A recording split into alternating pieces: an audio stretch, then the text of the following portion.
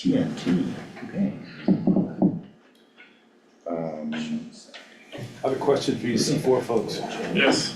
Are you gonna be selling roasted chilies at your park? On September 12th, Yeah. Okay. I think they will be roasted there. Whoa, The roaster yeah. is for a discount, you can turn the roaster. I'll buy some. Thought we'd have to contribute to do that. Okay, it is 11:01 a.m. We are here September 3rd for a regular meeting of the Lake County Board of County Commissioners. We could all turn off cell phones, and before we do the Pledge of Allegiance and moment of silence, I just wanted to acknowledge we had a community member and a county colleague pass away over the weekend. We had thanks to everyone who helped organize a moving event this morning with family, county colleagues, and friends and community members. But just as we do the moment of silence, if we could keep Desiree Fernandez in our minds. Thank you.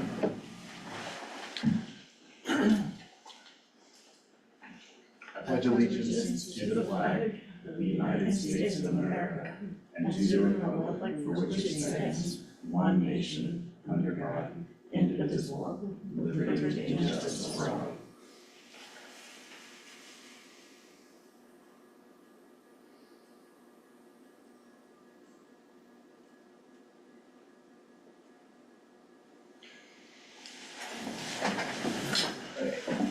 Thank you, everyone.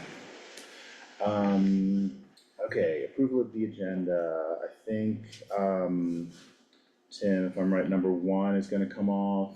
No. Come off, just Ben won't join us. Oh, okay, sorry. Items 4, 5, 6.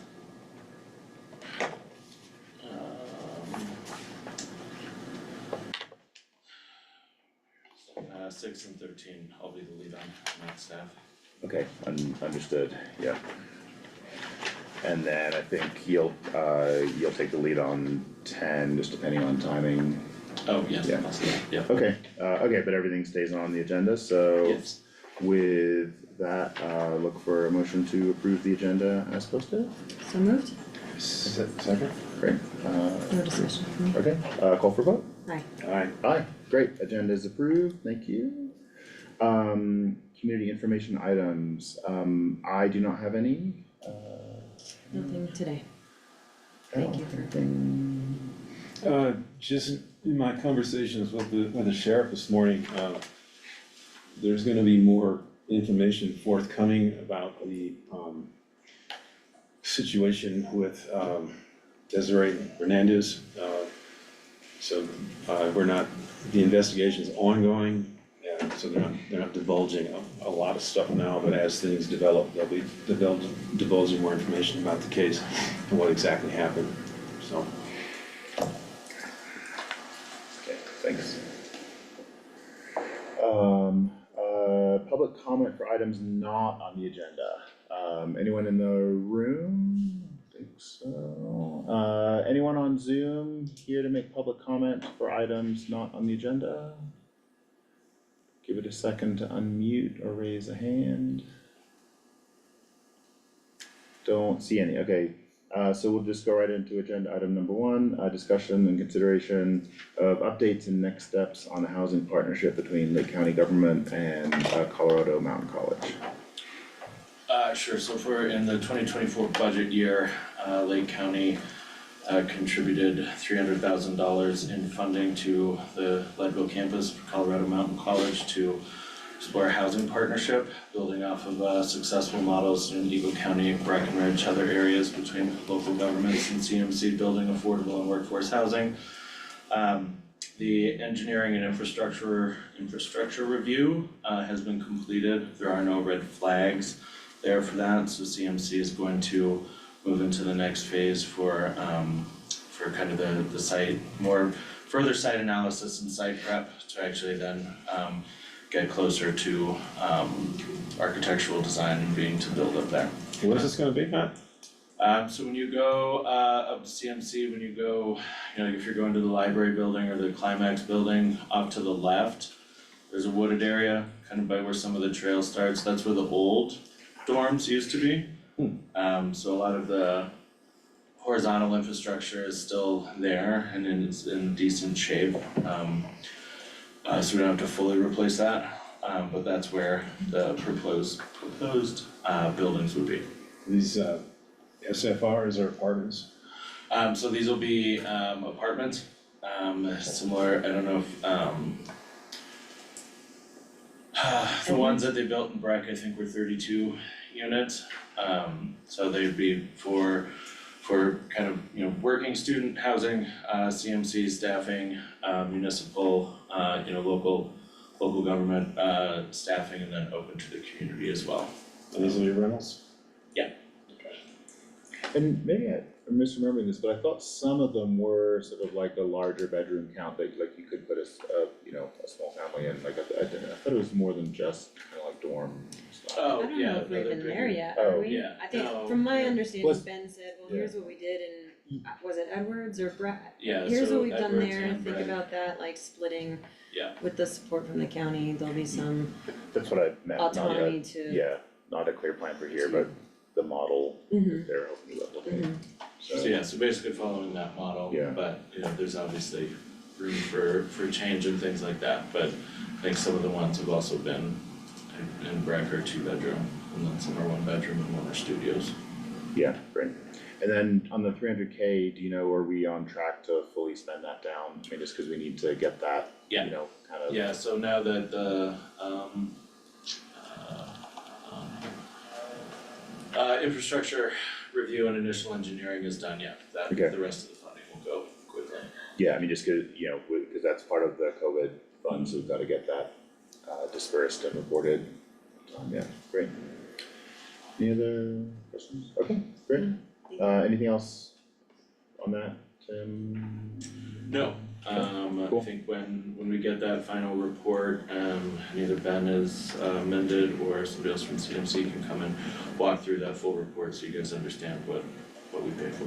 Yeah. Great. Do you know what'll happen this calendar year? I don't know how fast things. Yeah, it'll be, Cool. Okay, agenda item number 2, discussion and consideration of the adoption of a proclamation of thanks for service to Lake County by the agencies that responded to the Angelican fire. Sure, so the board had requested this, so we've drafted the letter of thanks to each agency, and then as well as a proclamation of thanks for the board for everyone who responded to the Interlochen fire. Great. The proclamation looked great to me, and thanks for getting this on the agenda before too much time passed. I had one like super tiny thing, I think, where it says now therefore, I think it should be lowercase therefore. Sorry.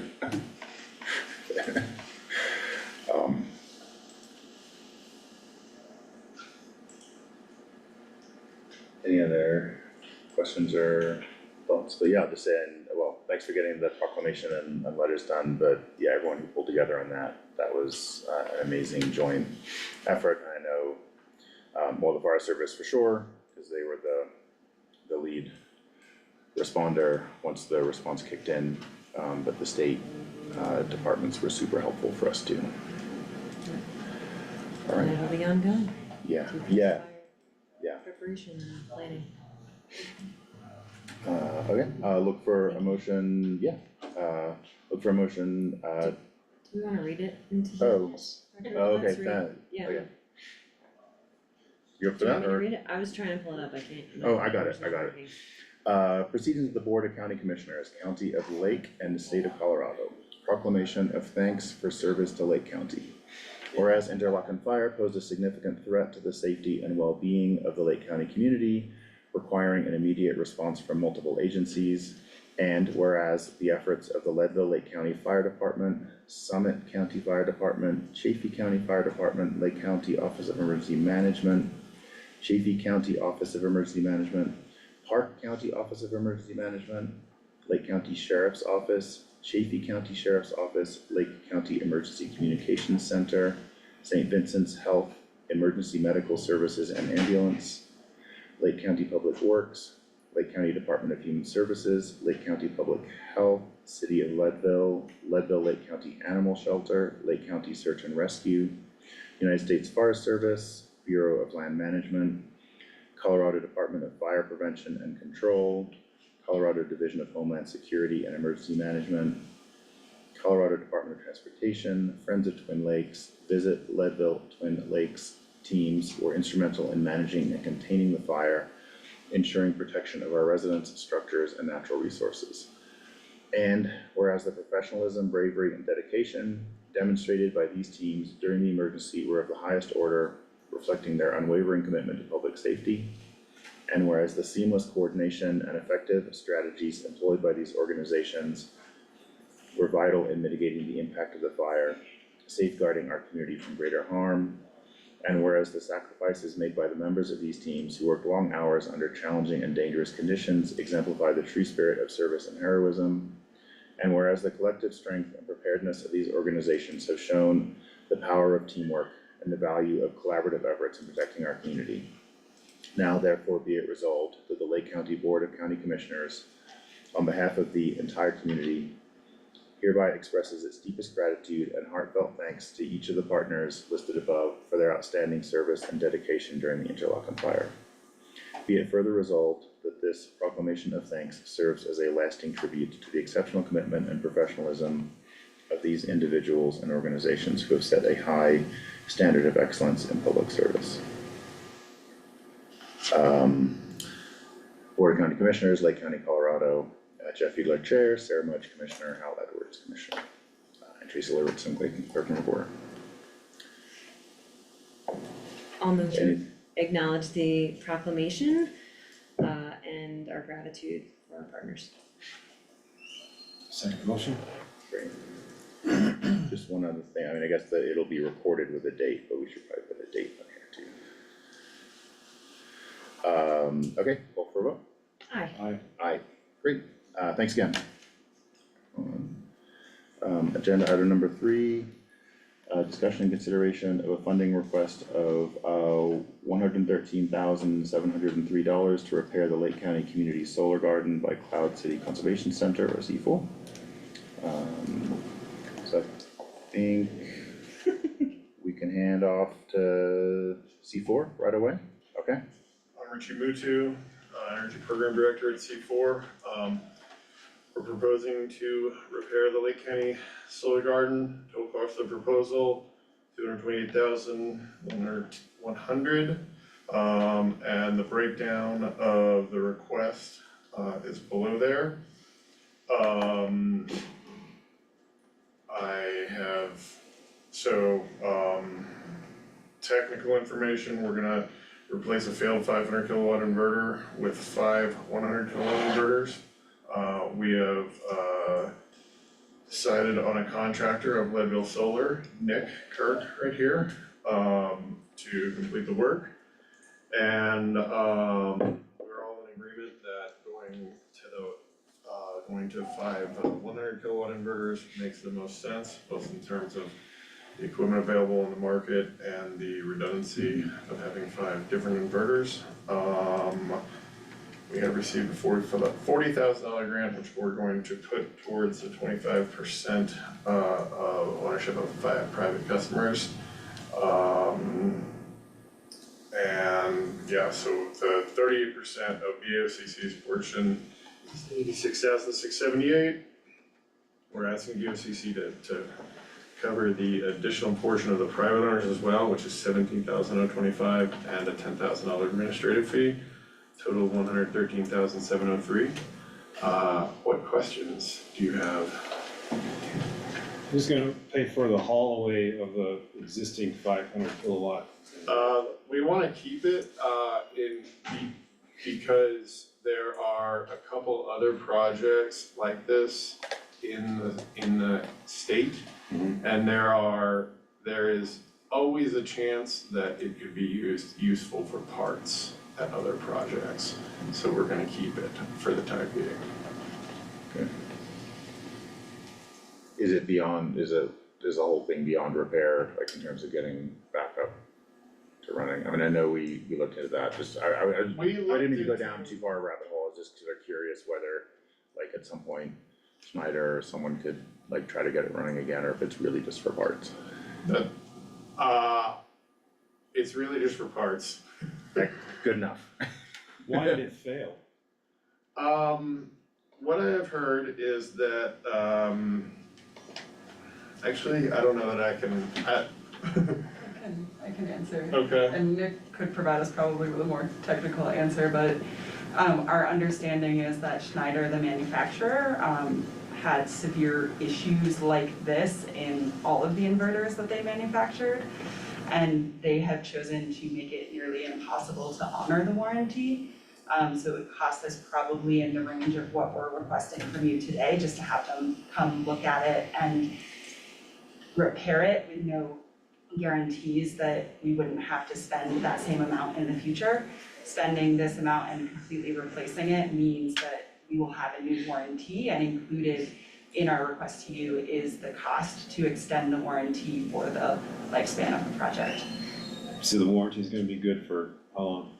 Warranty's 10 years included, and we're adding, I think we added about 8,000 total into the project to extend that warranty from 10 to 15 years.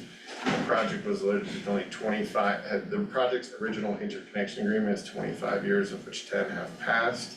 So matching the warranty of the inverter to the lifespan of the interconnection agreement makes sense. And then who's the manufacturer of the new inverters? Solis, it's in the accompanying, Ginglong Solis.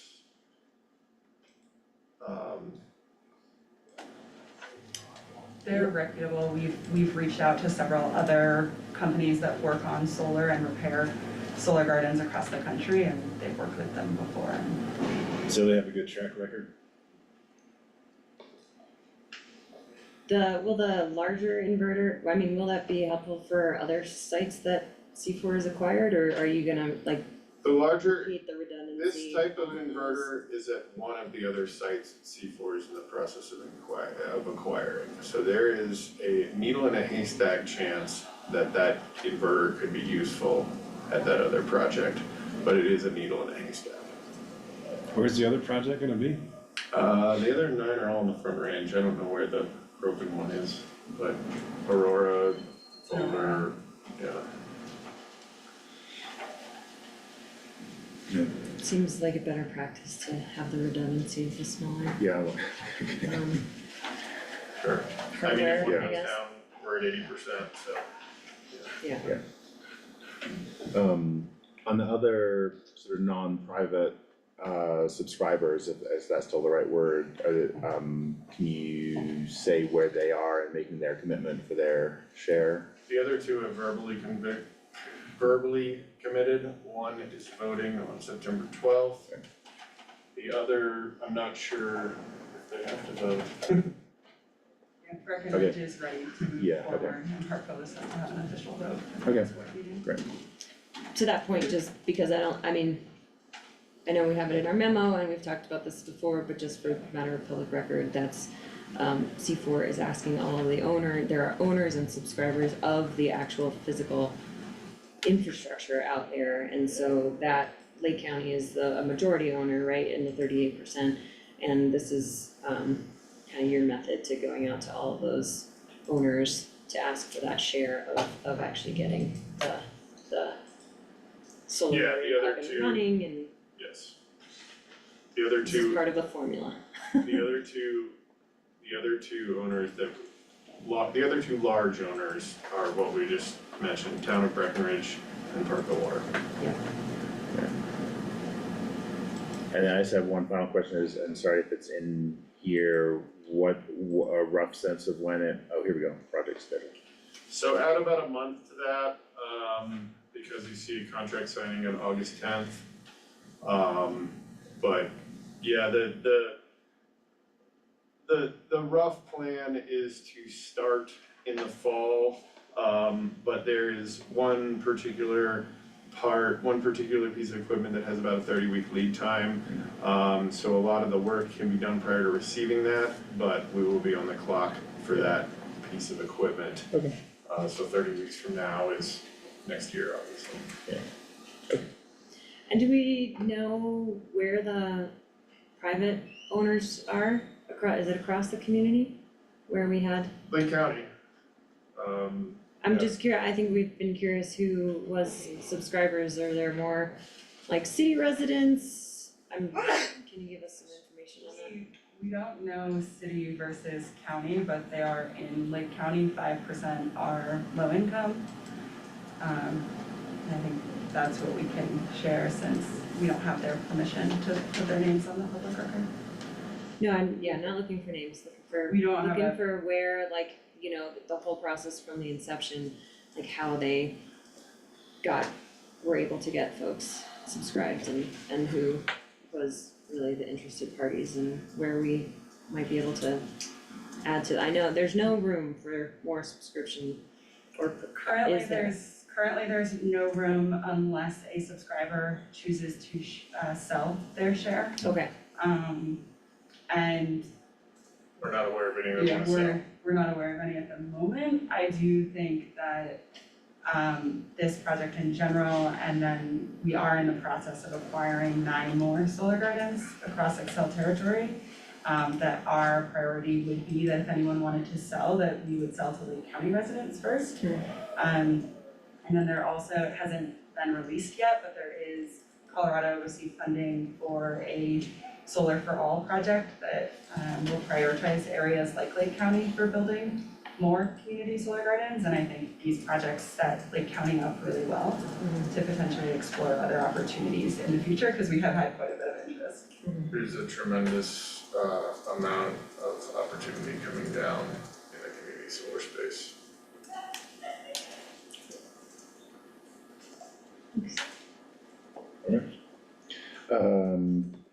So call for a motion to approve the funding request of $113,703 to repair the Lake County Community Solar Garden led by C4. so moved. Second. Okay, any other questions or comments? No. Call for a vote? Aye. Aye. Aye, great, that is approved. Thanks, everyone. Thanks for all the hard work that went into getting to this point, and still some hard work to do. Absolutely. We appreciate your support. Alright, thank you. Thanks. All right, agenda item number 4, discussion and consideration of the core services plan for 2024-2025 to identify how state allocated funds will be spent among prevention services. Sure, I'll do this Okay. for Kara, she's off today. Yeah. So as part of our child welfare block, we have core services that support funding for mental health and substance use services for children and families. This is just a contract executing there. We'll be contracting with Dr. Russell, who's in our building, as well as services for other mental health supports, but it's just an annual contract that we have for those dollars. What does the acronym CORE stand for? It's not an acronym, I think it's just what they call that pot of funding. Okay.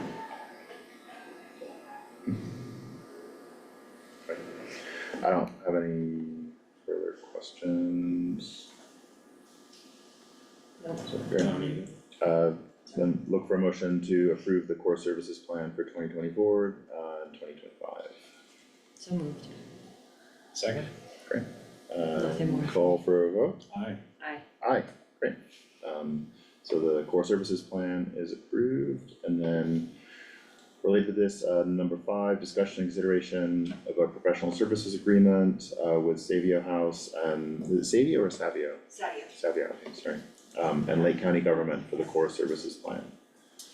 Yeah, again, Sadia House provides MST, multi-systemic therapy, for us and our kids and families that we serve. And hoping that we can continue the contract. I think there's a little bit of an increase year over year, and this is just updating that contract. Okay. And since it's just a renewal, has it been reviewed or are we comfortable with it? Chris, do you know?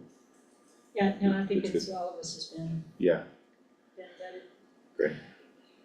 Are there other ways outside of the grant funding that the county or the board could be supported to enhance like these programs or other programs even more? Cause I know from like past, we've kind of operated in the formula funding and whatever graded funding that we've gotten. And I just wanna invite and encourage, looking and diving deeper into that and kind of enhancing whatever prevention services that, you know, you see us having an opportunity to improve on. Yeah, I appreciate that. Core services and child welfare services are one of those blocks that we can overspend and then get mitigated on the back end from the state. So we do often overspend, understanding that we might be backfilled at the end, but if that doesn't happen, then we would probably ask the county to support us, since this is how we support families in prevention services to keep them out of child welfare if possible, so.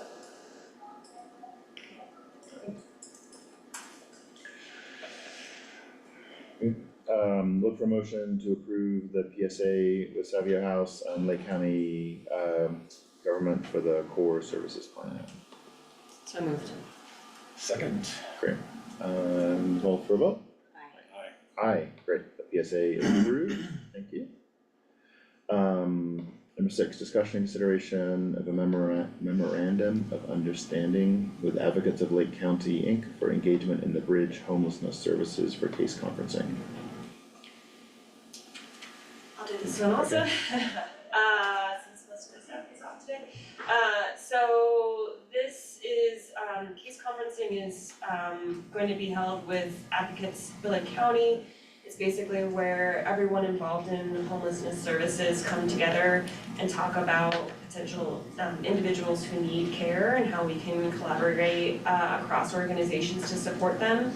It's also should and when we have more vouchers for individuals, how that prioritization will happen. This is an MOU basically talking about confidentiality and that we would be engaged in case conferencing as a type of system set up for homelessness services. It would be Gloria as the main individual, but I also may join that as well from the county perspective, not just DHS. And I've been working with them to build that platform or just the expectations around how this works across the organizations and with partners. Yeah, I think a lot of it is still kind of building the plan as we go. Obviously, DHS is mostly focused on young people experiencing homelessness, and so we don't have any vouchers currently for young people. They're all adult vouchers. So I think as part of case conferencing, it's just understanding who does what, where, when.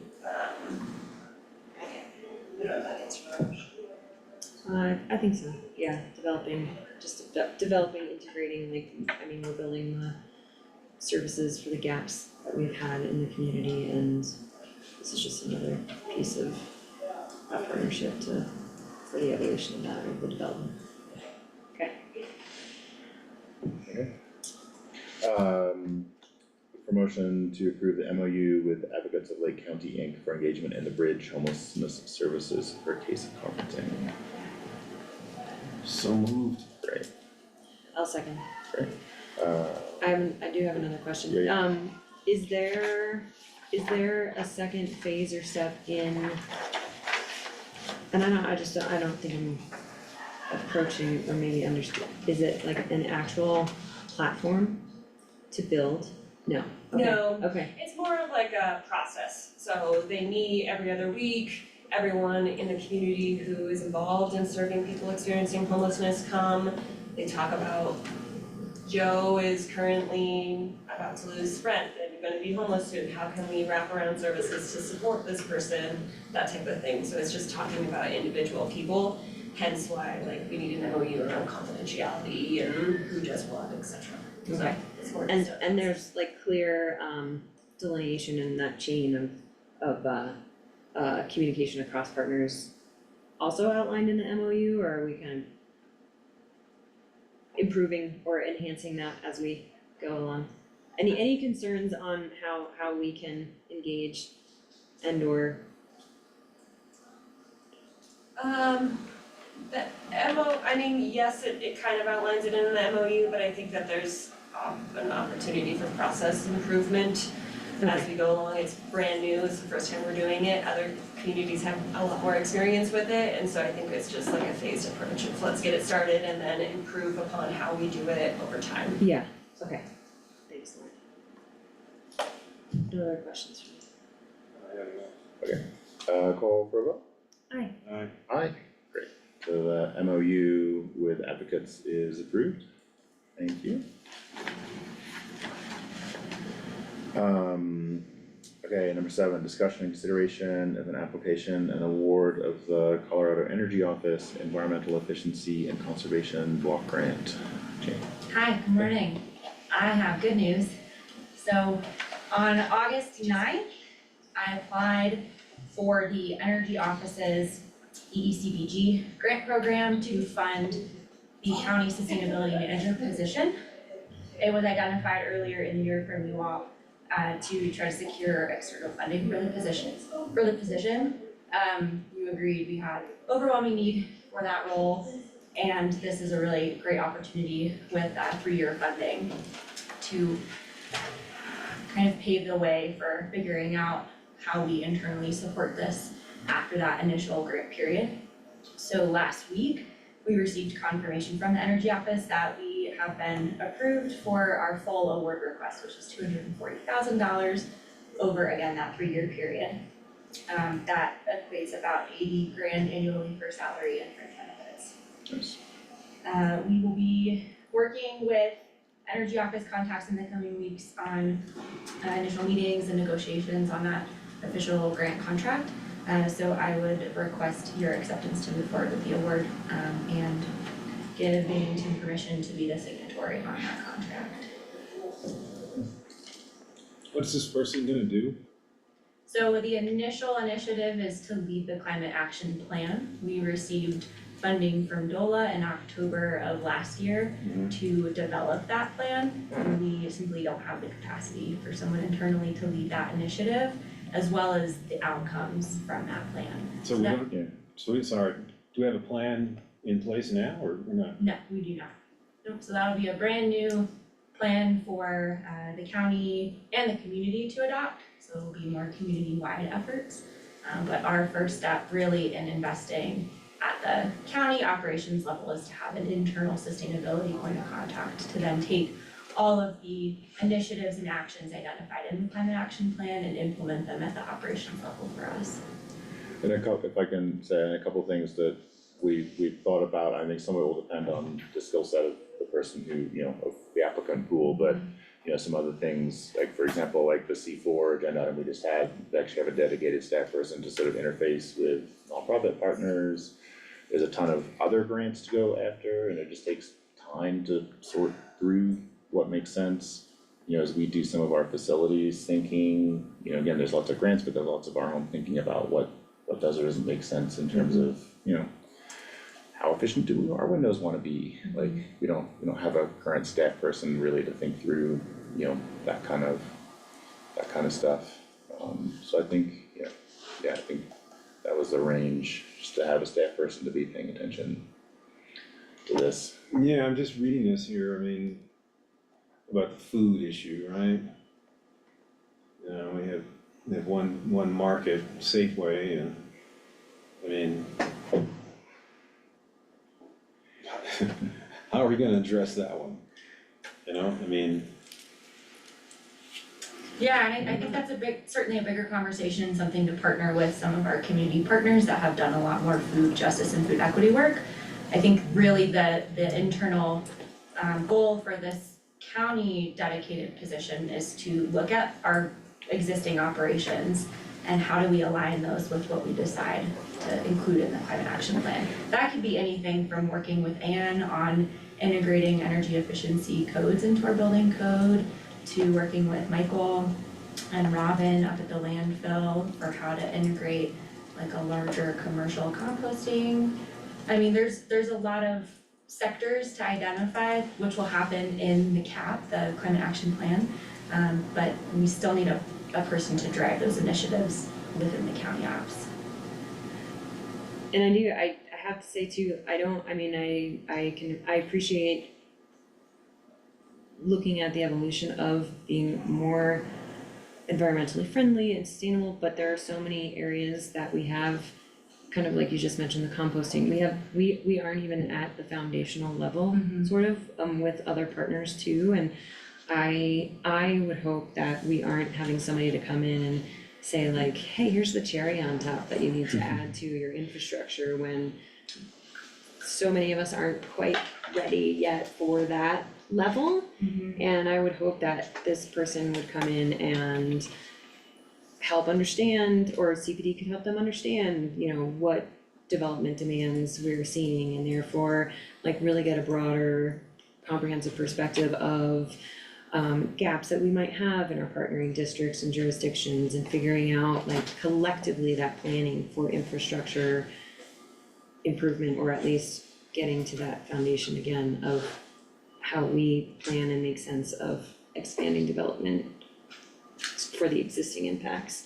I just hope that through the process that I will not be a part of, we all keep that in mind, that, you know, we can't run before we crawl. And I think there's a lot of things to do with coordination on infrastructure planning across districts. Yeah, I mean, building on that, in recent history here, I mean, we pay money to have experts come in here and present us with all these wonderful ideas and things like that we can't afford. And so my hope is that this person, before they start doing any work and start coming up with these wonderful ideas that are gonna cost us money, that they talk and find out what our budget is and what we stay within the realm of reality. Because I think the community is getting frustrated with us spending money on people to come in here. I mean, they have wonderful plans and wonderful ideas, but we don't have the money for it, or it's just not practical. So I hope that whoever this is, this person comes in and talks to community stakeholders and looks at the reality of Leadville and looks at the reality of our finances before they come up and present us with all this stuff that we can't afford at the end of the day. Because that's a waste of time and money. Well, to provide a little context and clarity there, this individual is not gonna lead our climate action plan. Like that is, we have an RFP out for a firm and we have the funding from DOLA to hire said firm at $130,000, who are expert folks that have developed these plans in other communities. And this person would be really our internal county representative to work with those folks at that firm to identify the community partners that need to be involved in that process. But then out of that plan, they will take those initiatives and move them forward at the county level. So this person is not gonna be, doing the planning process on their own, certainly not at the salary that we have listed for them. But really to support county operations and making sure that the decisions that we're making at the county level and that we're partnering with folks in the community on really are forwarding the initiatives that get identified and developed in the plan. We don't currently have a capacity to really take that and run with that, so that's what this funding will be for. Do we have an RFP out for that? Yeah. Contracting work? Yep, so that will close September 13th. And then we'll be looking at the review phase of those. But the CAP is gonna move forward regardless of when this position is hired. But this position will be vital for us to move forward the initiatives at our level. Okay, I'll have to go back and look at that RFP, but I mean, to Commissioner Edwards' point too, and like, I think we have a great need to create those efficiencies and strategic next steps across jurisdictions and partnerships, and that's like the first step to having some serious impact reduction and if it, yeah, I guess just making sure we all can all be operating at a basic level before jumping into whatever those other improvements look like. Maybe one comment on the studies and the climate action plan is a prerequisite from the state to be able to apply for a whole bunch of other We grants, so. can't apply for yeah. implementation funding without having a plan, Yeah. which is, I So- mean, what we're learning kind of across all of the industry. Yeah, so I'll be honest, it might not have been like my personal first thing to do or spend money on, cause it's probably some things we just sort of know need work. But like it literally is the gate, it's the gate to get through, to access a whole bunch of state grants. One other thing I just noticed with that award, I think it was in the same award tranche, but Chaffey County got a similar award, did, so it'd be yes. so interesting, just, when the dust settles on hiring and working through, there's an interesting sort of upper arc partnership. Yep, to yep, so that's a joint, I share think it was Chaffey experiences. County and City of Salida Yeah. joined in on that. Durango got a position, Rock County has some joint positions, so there's a lot of really good opportunity Yeah. coming down with this, especially for us to do some regional collaboration. Yeah. Cool. Okay, call for a motion to, sorry, what are we acknowledging this, or are we giving permission for you or Tim to sign? I think it's first accepting and moving forward with the grant award, and then permission for Tim to be the signatory on the grant contract. Okay, great, so I'll look for a motion to accept and give the county manager permission to sign the contract for the award from the Colorado Energy Office under the Environmental Efficiency and Conservation Block Grant Program for 3 years of funding for the sustainability position. So moved. Second? And remind me, sorry, the funding, is that the 100% of the salary for the 3 years? Yes. Or are we, okay, And fringe.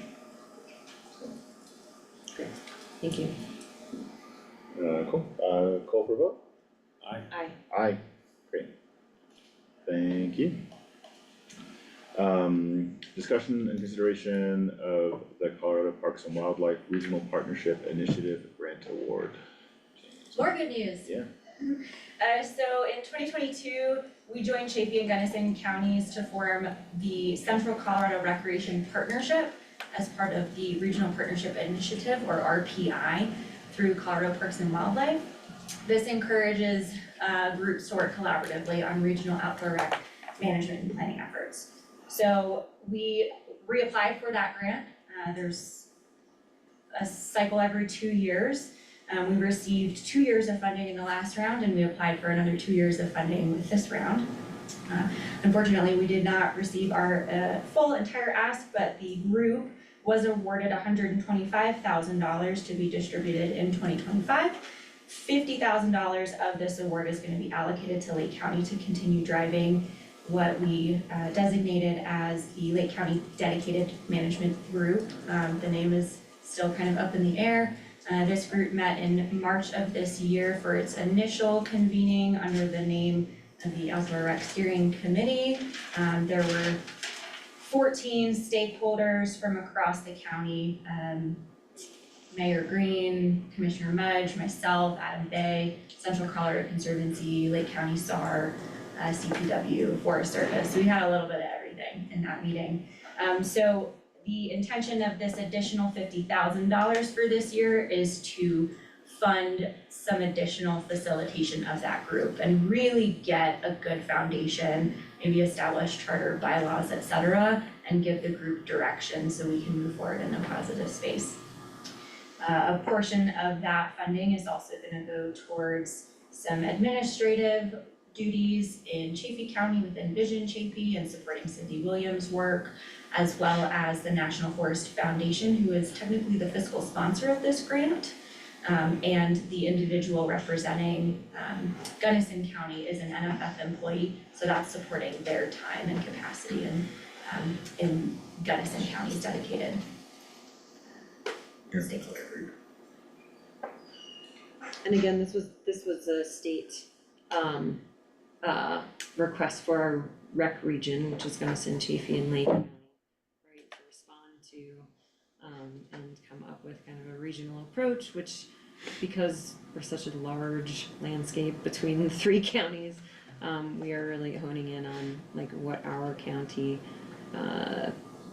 needs and the community wants, and then incorporating that into kind of this bigger regional ongoing development of that plan. Yes, so in '22, we didn't have a county representative participating in the grant process and in the disbursement of the funds.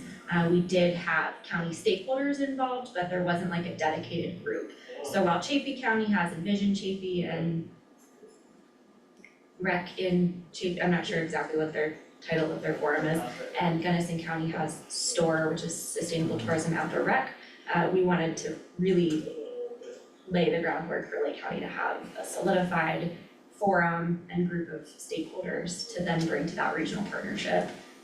We share tourists, we share a little bit of watershed, not so much with Gunnison, but definitely with Chaffey, and there's a lot of overlap. So a big goal for the group is to look at some consistencies across all three counties when it looks at tourism and outdoor rec offerings. There's a lot of work going on with the Forest Service and their dispersed camping management plan. That's already been implemented in Gunnison. We're still working on it with the Salida and Leadville Ranger districts.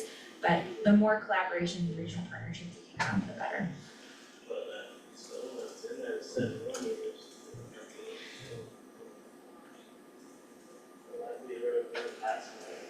Don't have any further questions.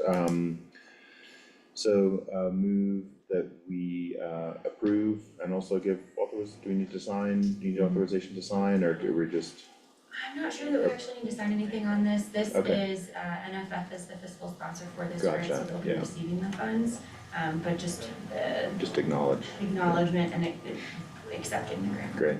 Okay, look for a motion to approve and or acknowledge and accept, the Colorado Parks and Wildlife Regional Partnership Initiative Grant. So moved. Second? Call for a vote. Aye. Aye. Great. That is approved and accepted. Okay. To your point though of the authorization, Tim, did we miss that on the Colorado Energy Office Environment Grant, giving the authorization for signature on that? I So said we need that. you did? Yeah. Okay, great. Thanks, Jane. Okay, we have great, thanks Jane. We have a 10-minute break on the agenda, is still a good time to take a quick break, refresh water? Sure, if you want. We're moving just along. trying, I know, feels like we're just.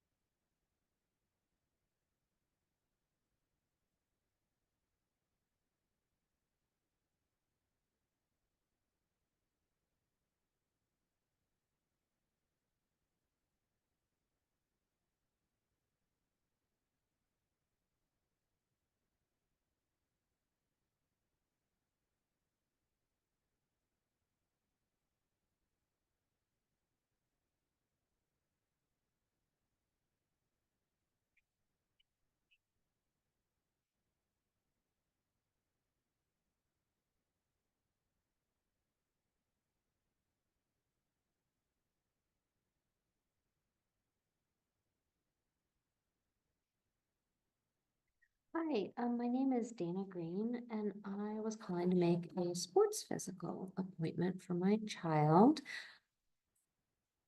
Green, Greene. It's Bree, Brie, or Henry. It's the original name. Dana, you are not on mute.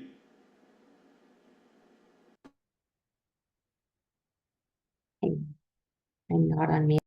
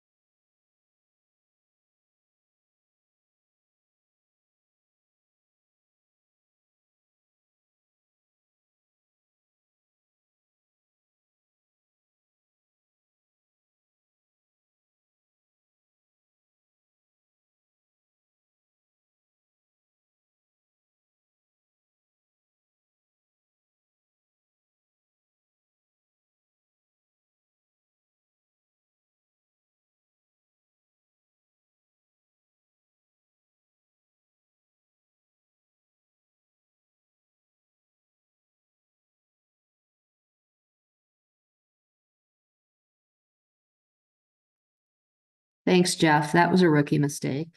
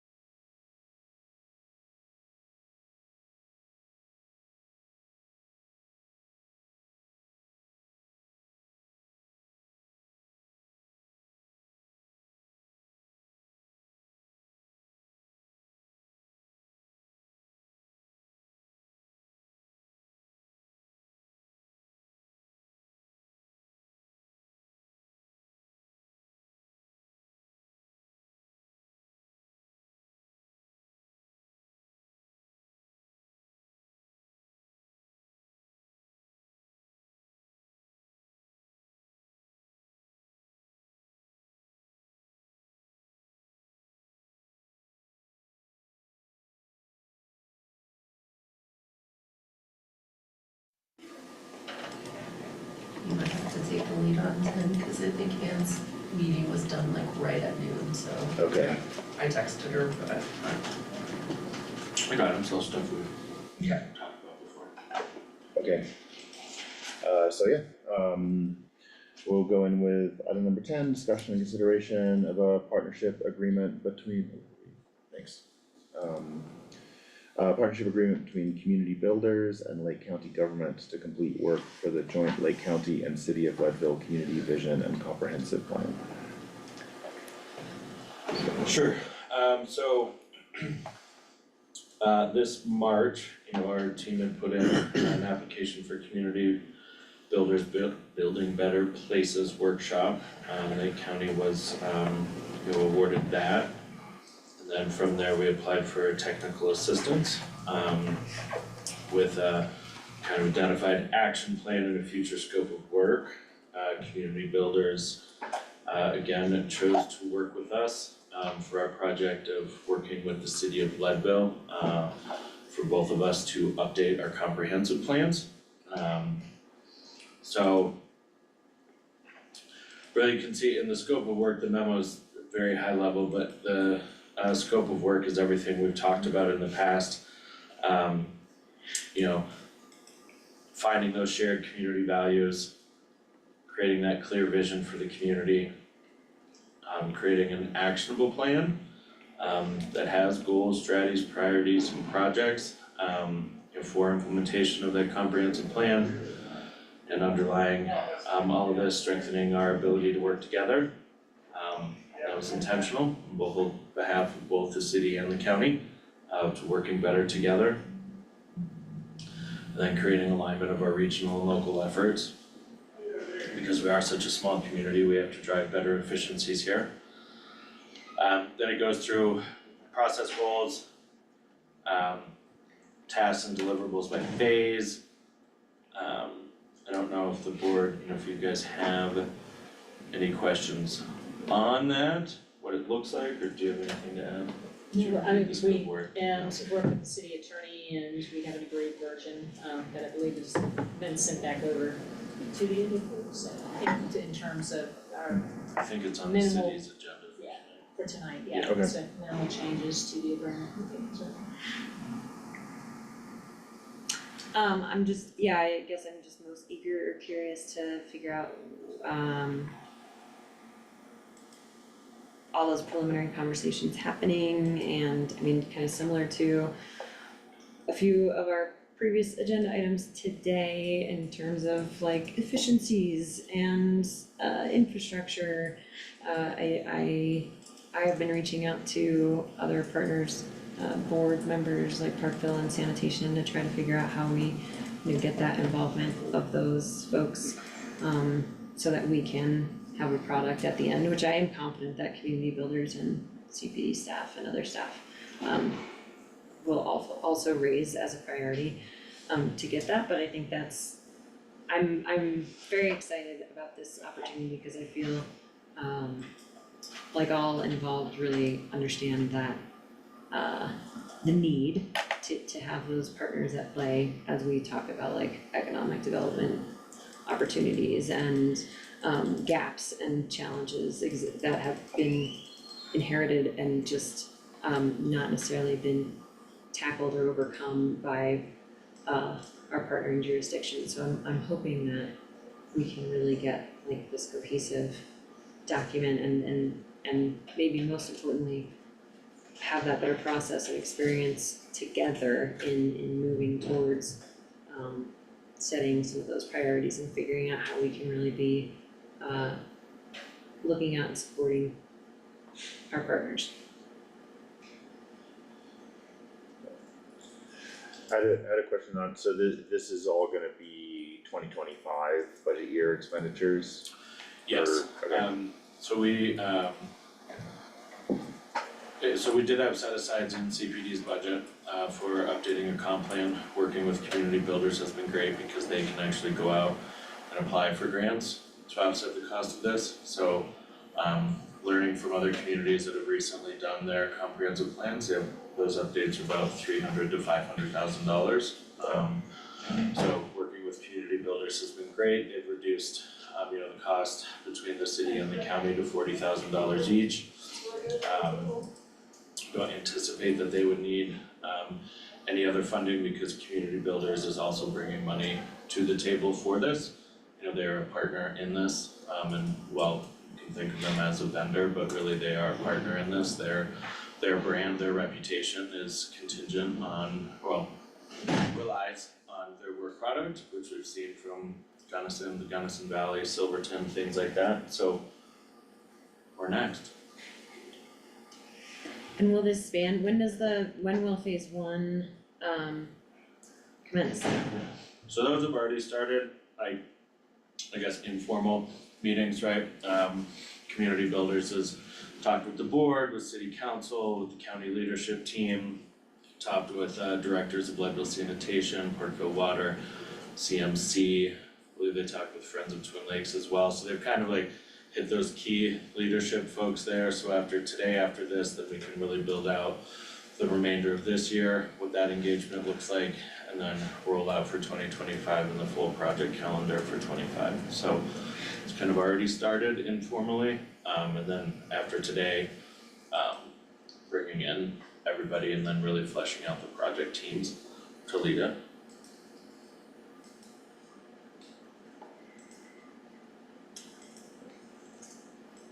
I'm good. I'd love an opportunity to have a conversation as well. Again, With and them.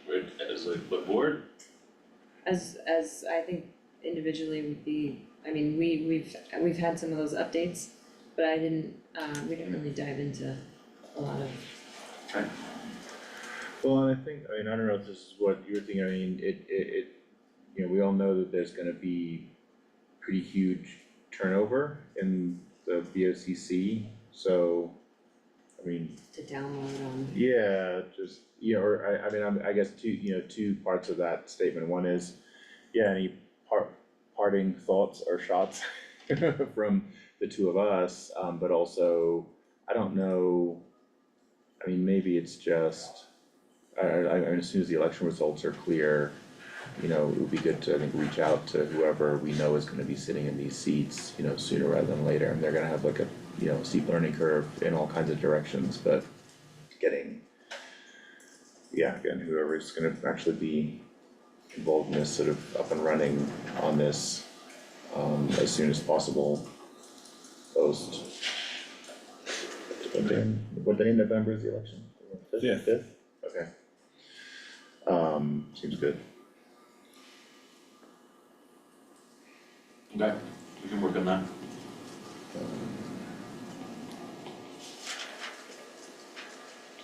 Okay,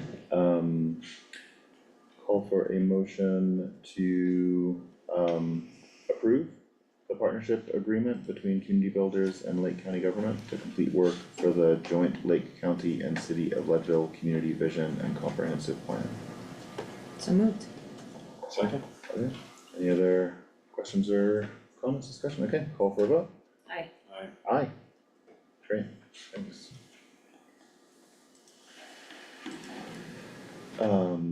Agenda item 11, discussion and consideration of an MOU between Lake County and the State of Colorado Department of Public Safety, and Department of Homeland Security and Emergency Management. Wait a minute, there's a lot of words in there. Is that really all, is that? There's gonna be a comma in there somewhere.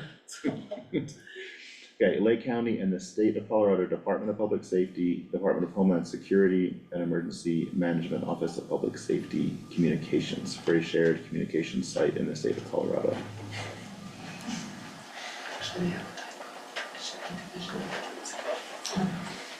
So just in terms of background, this is a holdover challenge from the prior sheriff's administration. I believe Commissioner Fiedler and Mudge are well aware of the challenges we've had with this communication tower.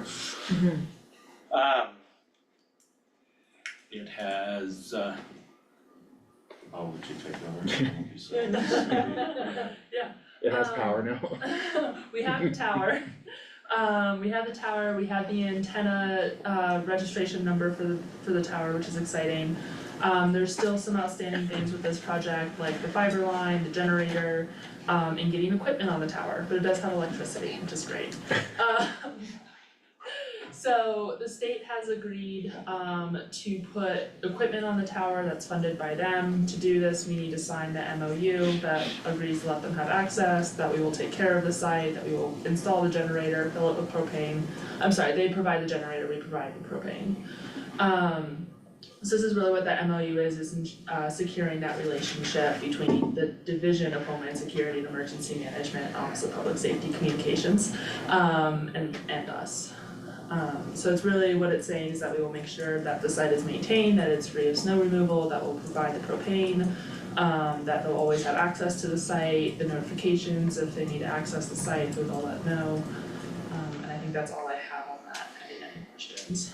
So, yeah, when I looked at this earlier, at paragraph 4.1 subparagraph B, notice may be made to the county manager, Tim Bergen, via telephone and as listed phone number, and I asked that they edit that and add, that they notify dispatch in the event the county manager is not available, They did that.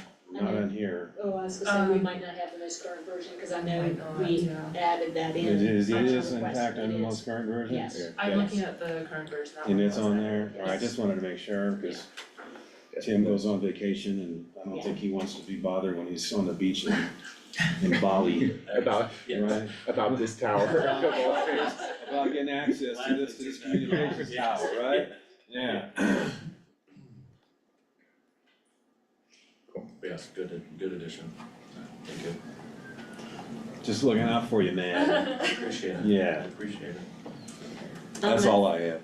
At some point in the long ongoing process and conversations, I mean, the tower is meant to improve redundancy and can you just give a general overview of all the benefits that we're going to see from the tower? And then I also wonder if it remained a part of the conversation or maybe it was just exploring and curious about whether or not then the county would be able to lease additional space on the tower, and if that is even like an option with this agreement to improve or act as kind of a site for other infrastructure, yeah, if that's a possibility. Yeah, so, this tower does provide kind of a critical link in trying to fill some of the dead zones that we have with the DTRS radio system. There's still a lot of work to be done on it for sure, but once we get that fiber line in, that's really gonna help improve communications and redundancy like you mentioned. In terms of leasing, I do believe that's mentioned in here, however, I don't have kind of a full picture on that yet. Did it mention leasing, or do I No. think it has anything else? I was gonna say not for the agreement, what we just looked at, I don't think so, it's mostly just for the installation and maintenance of the tower itself. I don't recall anything in there that forbid having co-locators on there. And I guess part of that, would be too, if our providers for the fiber line and stuff also do mobile services, they're probably going to wanna explore that as well. Sarah, where's this tower located? It's up at the EOC 700 East 10th Street. Okay. Is this something new that they built or? It was built in 2022.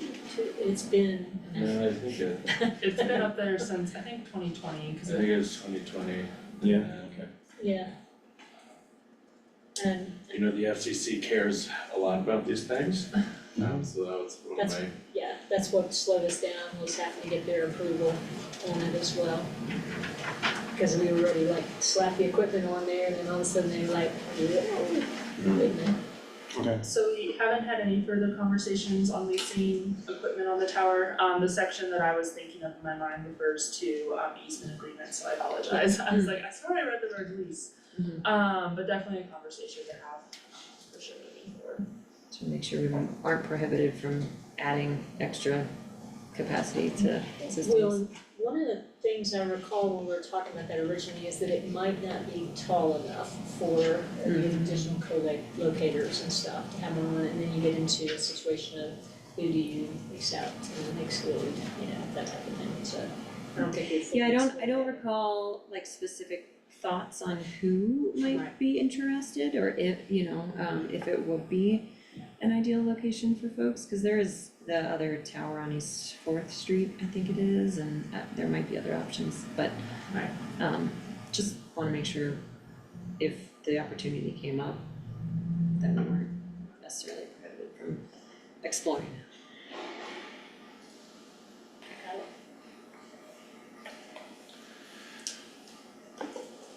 Alright. Look for a motion to approve the memorandum of understanding between Lake County and the State of Colorado Department of Public Safety. Actually, let me pause for a second there. Claire, did you say there was a slight change? So just so we get it like totally right, so it's the State of Colorado, Yeah, Division of Homeland Security, State Department. okay, great, so in Lake County and the State of Colorado Department of Public Safety, Division of Homeland Security and Emergency Management, Office of Public Safety Communications for a shared communications site in the state of Colorado. And noting that paragraph 4.1B addition in the final version beyond what's in the packet. And yes, and the correction of the title, yep, so moved. Second?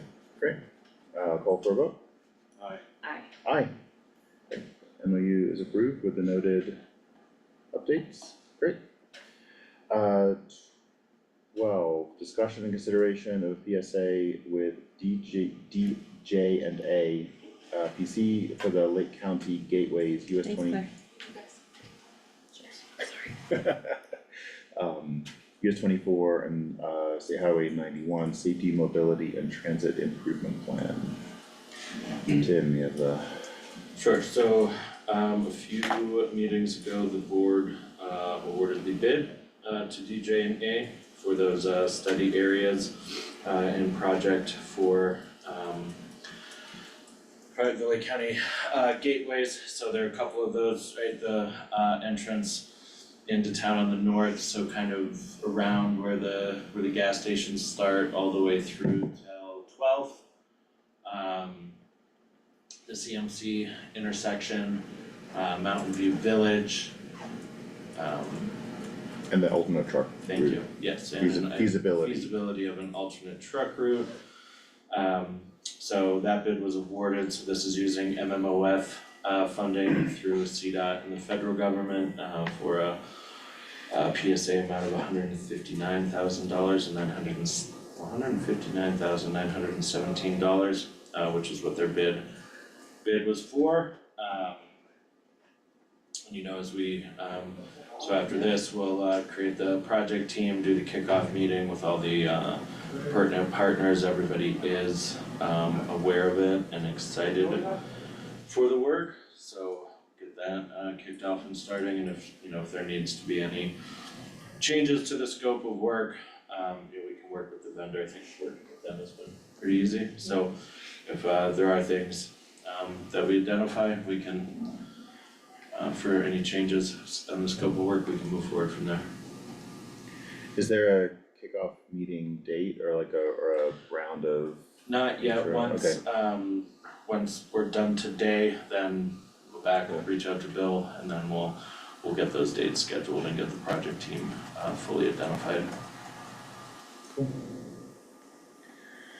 Any questions or thoughts?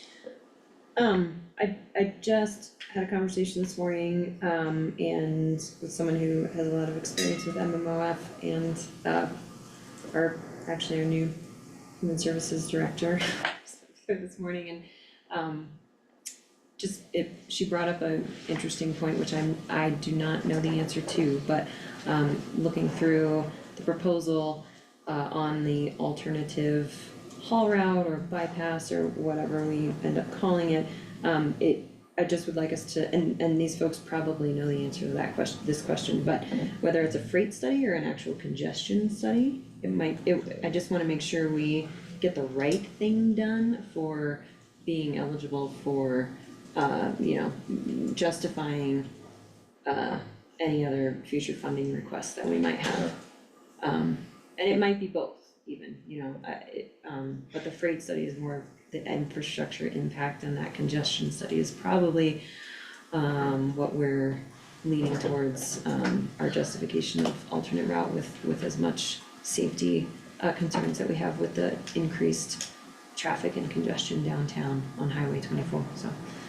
Just on that point, I do remember, I mean, when that fourth part of the proposal got into the CDOT application, you know, the link was to avoid, you know, to improve safety, you know, on the state highway portion, you know, of our, I mean, downtown Main Street, but anywhere on a state highway, but that link to improving safety on the state highway by getting trucks off the state highway was an important link to remember for the brand. Yeah, so, So let's this- make sure we're focused on the right. So this truck diversion route is not gonna change the status of Harrison Avenue as a state highway? No, it will not change that designation, however, there's potential that, you know, then, the trucks would go somewhere, a different route instead of through, Right. down the avenue. But would the diversion be classified as a state highway? The diversion wouldn't, cause I mean, almost certainly it would end up you know, mostly or entirely on county roads. I wonder, that's an interesting question though, because you've seen that alternate, the business route, right, and the signage, that's like the I-70, so I wonder if that's part of the process in that the state highway would Yeah. adopt that route somehow. Yeah. I would be cautious about encouraging them to designate as an alternate bypass versus a truck route, Yeah, because the bypass has been shown to impact the Yeah, we economic have to be of your main street. So I think you'd wanna pursue it from the perspective of it As being a, an tr- as a, alternate truck just a route. truck route? Yes, Yeah, cause I've seen both. yeah. I've seen truck routes on interstate and state highways as well as the business route. Bypass. And yeah, and you're That's right, the the business route designation could potentially lead to less people transiting the business sector, right? Right, whereas most people try to avoid truck routes. With the 14. Yeah, and then the other kind of question I have in my mind is that I understand there's prohibitions against having like metered parking on state highways. Oh, haven't heard that one yet, but I know. it sounds plausible, yeah. I don't know that we have much of the willpower to actually meter parking on Harrison Avenue.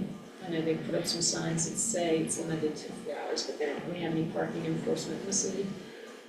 I'm just thinking revenue generation, Oh, yeah, Yeah. exactly, but cause I mean, that's the city would enforce that. And usually it's done by hours and you have somebody who chalks the tires. right, I versus mean, having the meters. yeah, I mean, chalking tires has been ruled unconstitutional for some reason, but metered parking is something that I mean, you see it in communities all over the place, it's not 24 hours a day, but I mean, it's during certain peak periods and whatnot, Yeah. you know. I mean, depending on what ideas come out, I mean, there is that stretch, you know, that first stretch that Tim mentioned, sort of from Family Dollar out, you know, all the way through Safeway, you know, adjacent to rail yards, I mean, at some point in the next 10+ years, when there's enough like commercial stuff there, you could imagine, I mean, there might be some places where parking occurs on the state highway. I mean, certainly not right now, the Well, way yeah. it's striped, but if you slow, you know, if one of the lines of thinking is to sort of slow that area down and make it more of a, you know, pedestrian, commercial friendly and not just sort of a state highway through stop. I mean, that's a good thing to keep in mind. So, cool. Any other thoughts or more? So, look for a motion to approve, the PSA, with,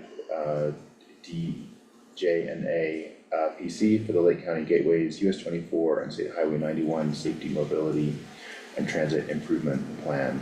And no need for further legal review, just, okay, great, so just as is, So moved. Second. okay? Any It's a no further, from me. No, thank you. okay, call for a vote? Aye. Aye. That is approved. the PSA with D, J, and A. I don't know why that is hard for me to say.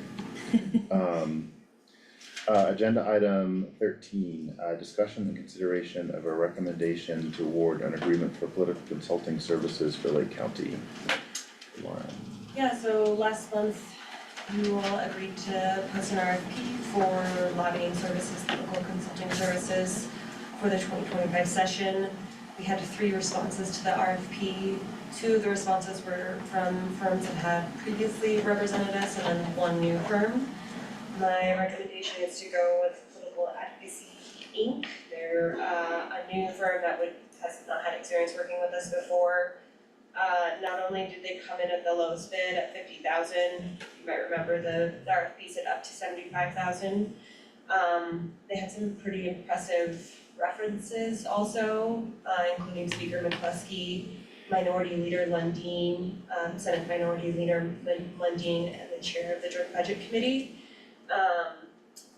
Elizabeth Rosen, who's the main lobbyist with that firm, she has a lot of experience working with CCAT, CCI, CML.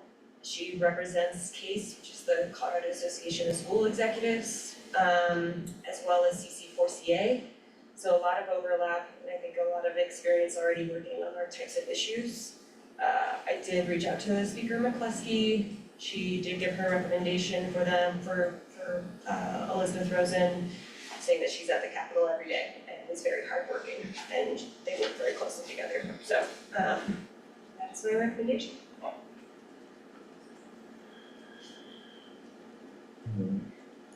I'll just say, and I appreciated the lower dollar amount. I mean, I think just reflecting on last year's, I think it's important and good that Lake County is having its own representation, you know, but I don't think I made full use of that, you know, larger contract last year. So I think, you know, trying to right size this as we learn how to get more and more engaged in state legislation feels good to me.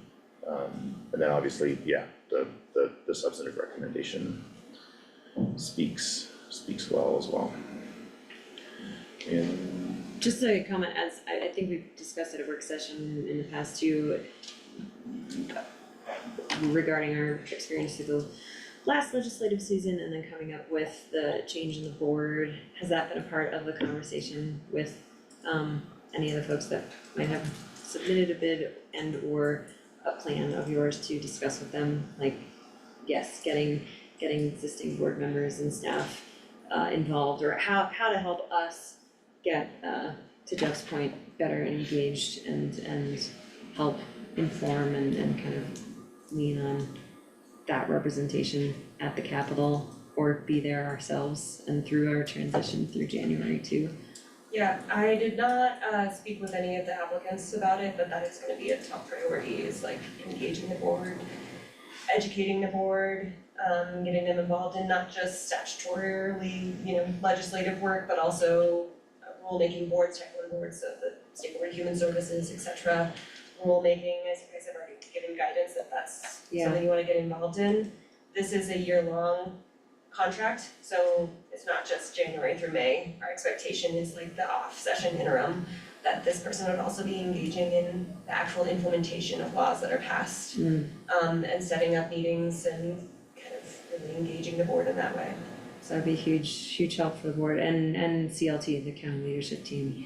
Yeah. And yeah, supporting their kind of tracking of and not enforcement, compliance.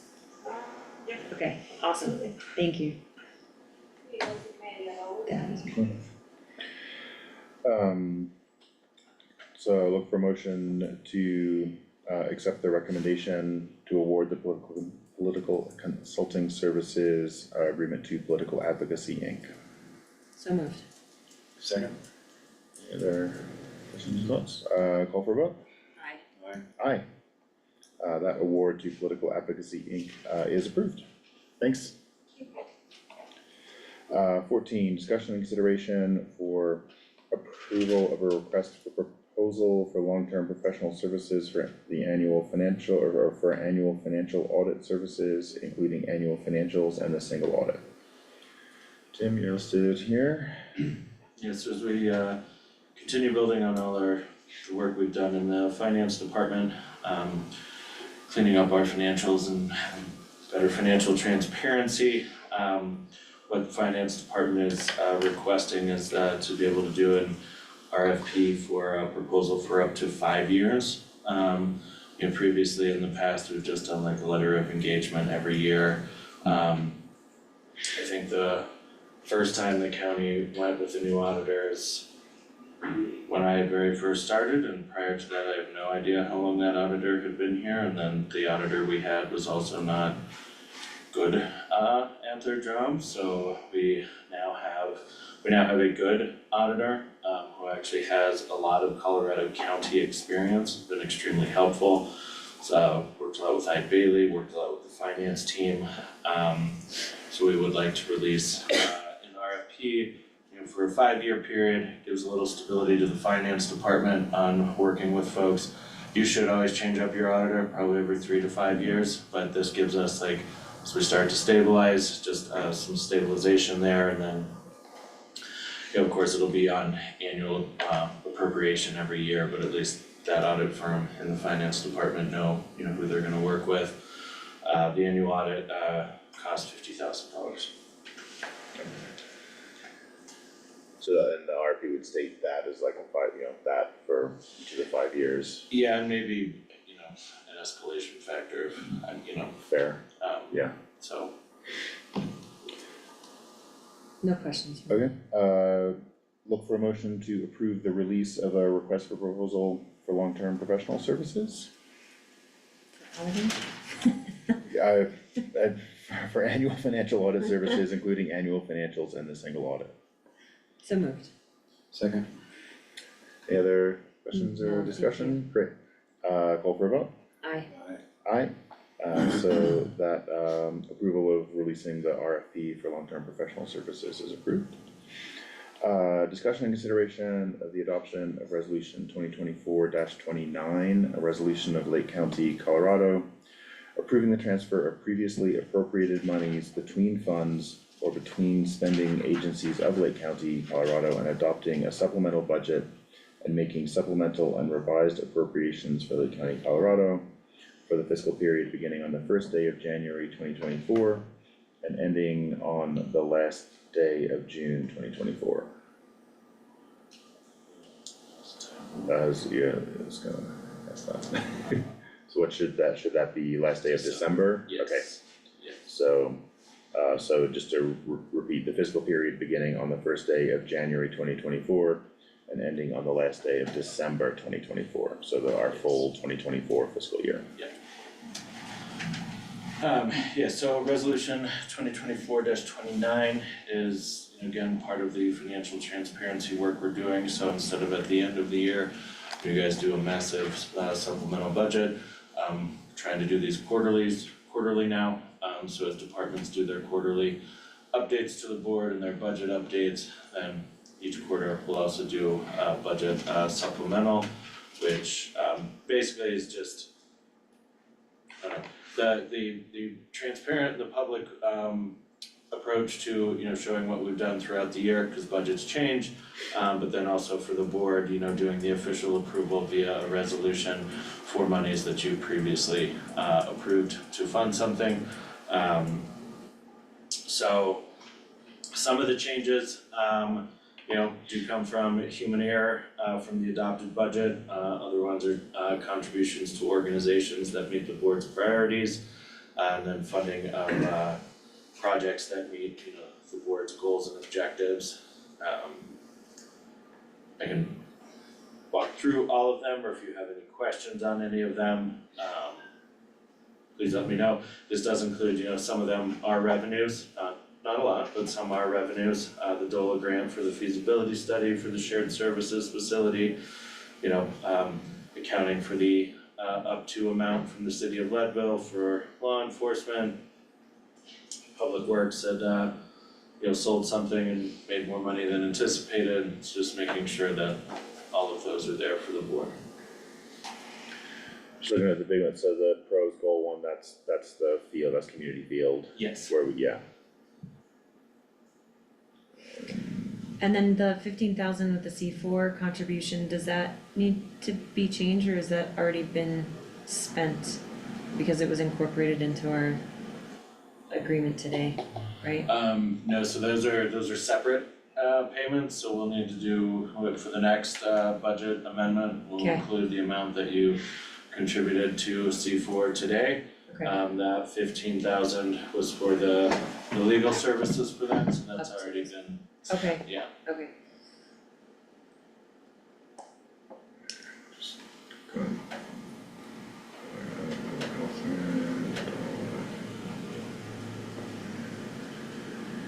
Any others in there catching your eye that you wanna? No. I don't have any. Yeah, I was just looking through.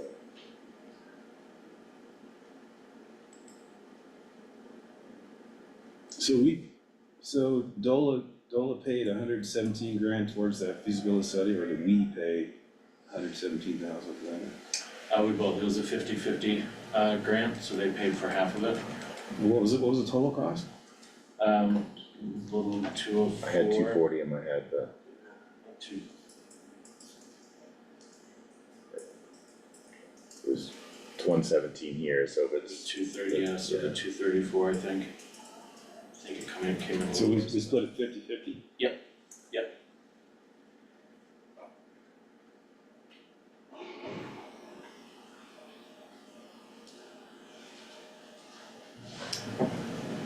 I'll move to approve resolution 24-29, a resolution of Lake County, Colorado, approving the transfer of previously appropriated monies between funds or between spending agencies of Lake County, Colorado, and adopting a supplemental budget and making supplemental and revised appropriations for Lake County, Colorado for the fiscal period beginning on the first day of January 2024 and ending on the last day of December 2024. In the last day of, this is June 20, yeah, that's a typo, so we need to make it for 25, the. right? No, it's just for the 2024 fiscal year, the entire, which Oh, I is see. a calendar year, so it's just for the entire calendar and fiscal year of this current year. Need to make that correction in the title, change it from June to December. And I think that, yeah, it was, That's my mistake, I thought it was supposed to end at the. no, it was, We have other all of- departments Like that, quarterly. all of these were through June. All of these changes were Yeah. through June, but for our fiscal year is January 1 through December 31. Is what the title of the resolution should be. gotcha.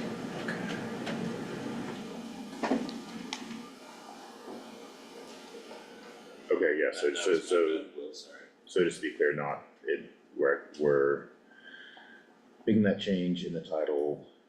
Yeah. Of the actual resolution language, yep, gotcha, not just the posting.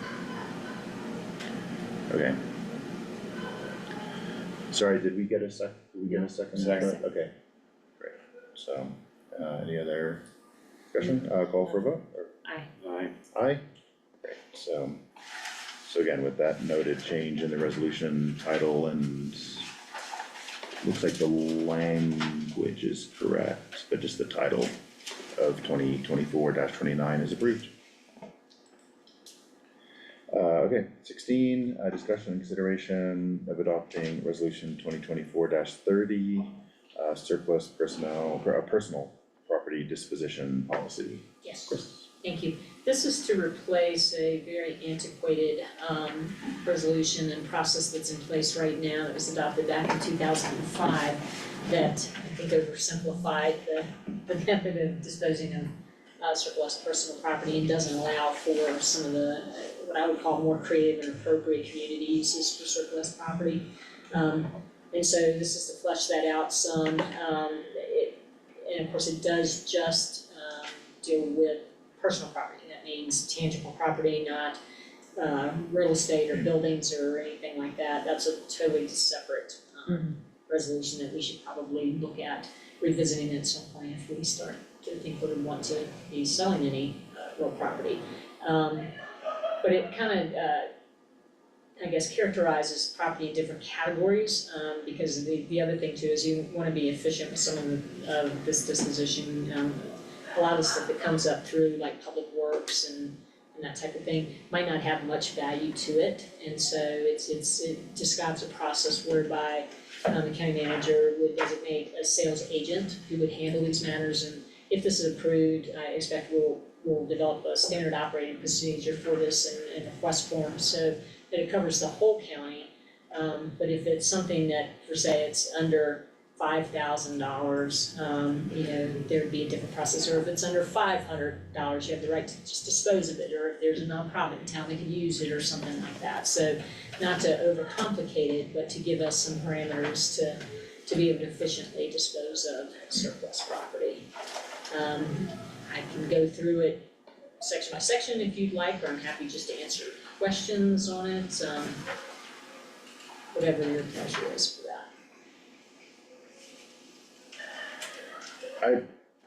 When I first read the term sales agent, I'd somehow assumed that was a contractor, like someone who does, so I just, but then it says it's how to designate an employee, and I wonder. Yeah, it can, well, and so one thing, for example, if you have fleet vehicles and you want to dispose of those, it might be more efficient to contract with a vendor, and that does address that in here, where there is an option for doing that. Okay. For those type of things, but that would be a vendor contract that would be subject to approval, like all of our other vendor contracts would be. And I'm just thinking about this, there was a local jurisdiction down on the Front Range where this, I think it was a mayor or police chief was selling stuff to his daughter. And then she was boosting the price and selling it. Are there guardrails in here to prevent Yes. selling stuff to family and If there friends is, and? if there is they can bid on it the same as everybody else. There will be no internal processes or sales for employees or their relatives or that type of thing. Yeah, and it's to try to avoid those type of scenarios where essentially someone designates, well, this isn't worth anything to us, so I'm just gonna give it to my family member, and then the next thing it shows up on the community marketplace or Craigslist or something like that.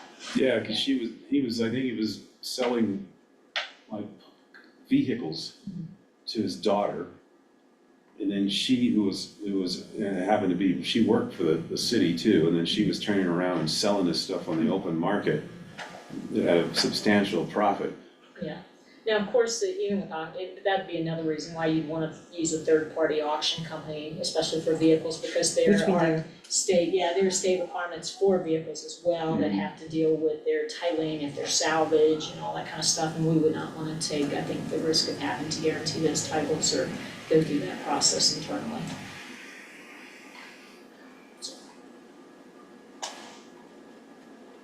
Yeah, and I think it's a good line of questioning, so what's the internal controls? I think it also, if I remember looking this over, there's at least above a certain value that There is. fair market value, FMV, Yes. that has to be, so there's a second pair of eyes on that. Yes, that has to be determined by the sales agent too, and so that will, for used things, typically you can go either to auction levels, or if it truly is used printers or, that type of personal property that you want to dispose of, there's an aftermarket for that you can figure out what the values are for that. Yeah. So it is intended to have a traceable process for disposing of this property, so there's no personal interest being served, and there's a consistent process for it.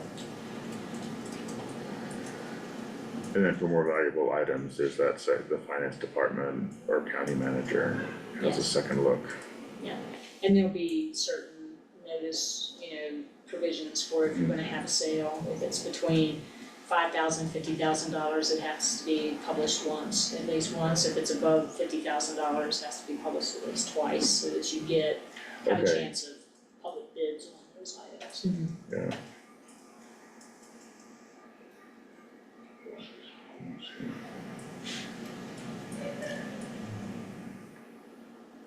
Just as a reminder, this kind of resurfaced from my request to the board to contribute one of our vehicles to Arwick as a partner, as a contribution to the Lake County work that they have been doing, and between Public Works assessment of the value of that not being extremely high and being able to contribute that for the direct benefit of the Yeah. work that's being done in Lake County. There wasn't a process to There do wasn't a that. process, cause it was just Yeah.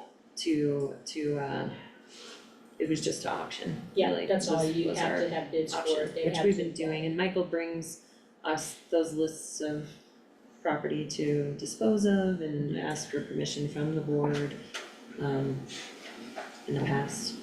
And it does require finance to be involved in it in terms of reviewing the request for the sale, the disposition of the sale and stuff, so we'll have tracking of those two, so.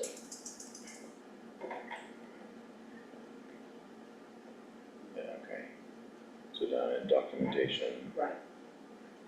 No, to your point, I mean, I got like a bunch of calls from someone who like saw some excess metal down at the Southern Fire Station and was like, can I get that? It's like, oh wait, hang on. Yeah.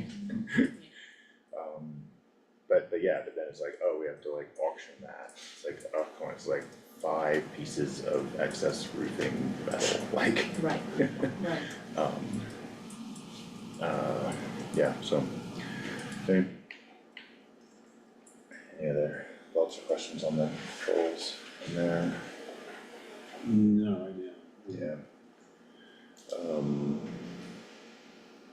So, okay, so I'm looking at the documentation, and sorry for not looking at this in more detail before, so like when we get that itemization of things, who is that? Like, will the BOCC ever see that, or is that gonna stay sort of at the finance department? If it's Level. over a certain amount, So it's over- $5,000 requires it to go through this whole process. Yeah. If if it's over section, everything 5 to talks about over 50. $5,000, but that it's, trade.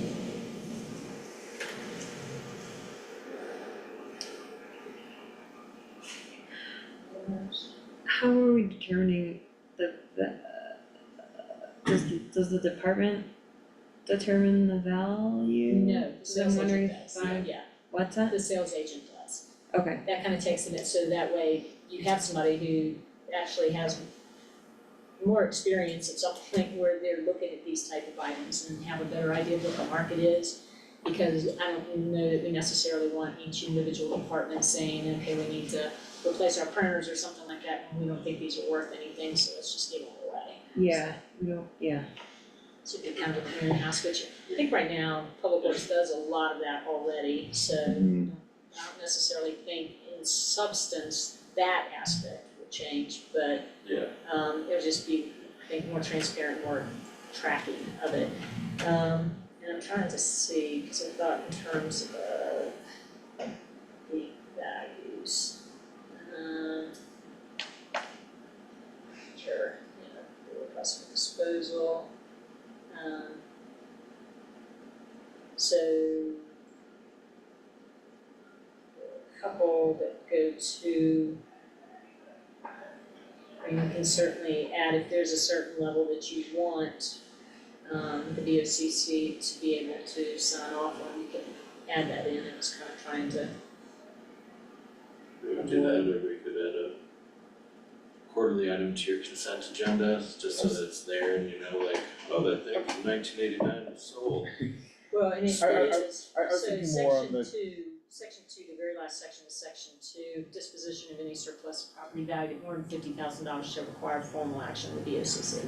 Okay, yeah, right. Because some So of that- our equipment and stuff, it's, its salvage value is still gonna be around that ballpark, but I Yeah. don't know if you wanna see those.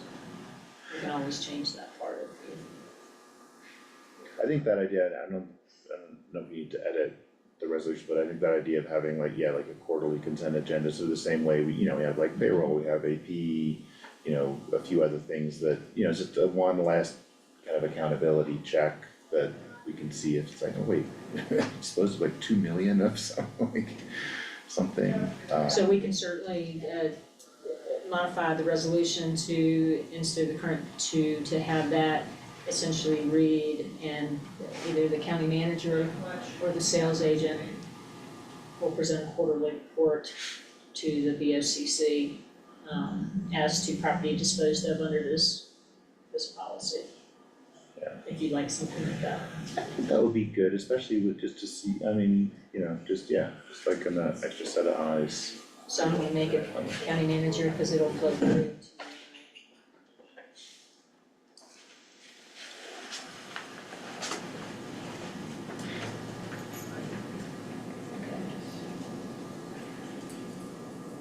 Okay. Any other thoughts before we look for a motion? Just as, I mean, I guess anything that we kind of change and put in place that is new, I think it'd be great for us to keep a good eye on whether 5,000 is, and 50, if 5,000 is too great of a minimum, and 50 is too low of a max. I don't know the answer to that question, but, you know, I hate to be just making like some assumptions that vehicles are only worth $3,000, so we're gonna Well, and that's why. get rid of them in a, you know, a not so appropriate fashion, but I don't, That's I mean, where I the fair trust, market value determination comes Yeah. to as well, because we're not a wholesaler, we aren't Right. our own auction house kind of thing that would sell it wholesale for people to in turn sell it retail. type of thing. Yeah. So, Yeah, I was wondering, it's like five, I was like, oh, but I mean, these days in the used vehicle market, like anything running is pretty much there. yeah, Sounds like a lot, but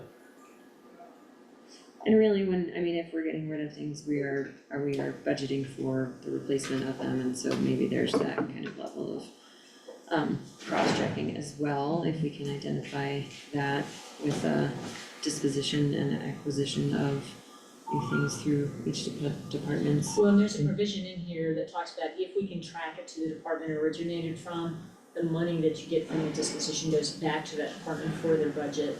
If it's not traceable, then it'll just go in the general fund, the proceeds. So this will also incentivize the departments to perhaps track their stuff and know what they have in inventory, if you will, for that purpose, knowing that if it's disposed of, then you get back. Now, some of it might be questionable, I'm sorry, those isn't here, when you've got like a county-wide contract, like for all of our printers now. Right, And they might be moved around. Well, Yeah. we don't actually own those, we are leasing them from the provider, I believe, right now, so. right, But if we get to the point where we have that type of a contract, we might want to make sure that under that contract, they're allocated to each department, so that when they're switched out by that department, we can track them and reallocate back to that department for that replacement. well, and I think, I mean, I don't think we're there yet, but when we have the asset management plan, you know, that'll have some of, you know, like which department, you know, purchase value, like even like some depreciation, you know, if it's a big enough amount to do it, like some depreciation and sort of current value estimates. So I think once that's in place, that'll be a pretty good check both against what the fair market value is, but also what needs to be up for consideration for getting rid of. Right, yeah, that's the other thing too, is maybe this will incentivize folks to get rid of stuff that is past its useful life in a way that is more efficient and recovers some of the salvage value of it. And we'll work, if you all proceed with this and approve this, we'll work with county manager and finance to put together the appropriate form and request form that'll contain all the tracking information that's required.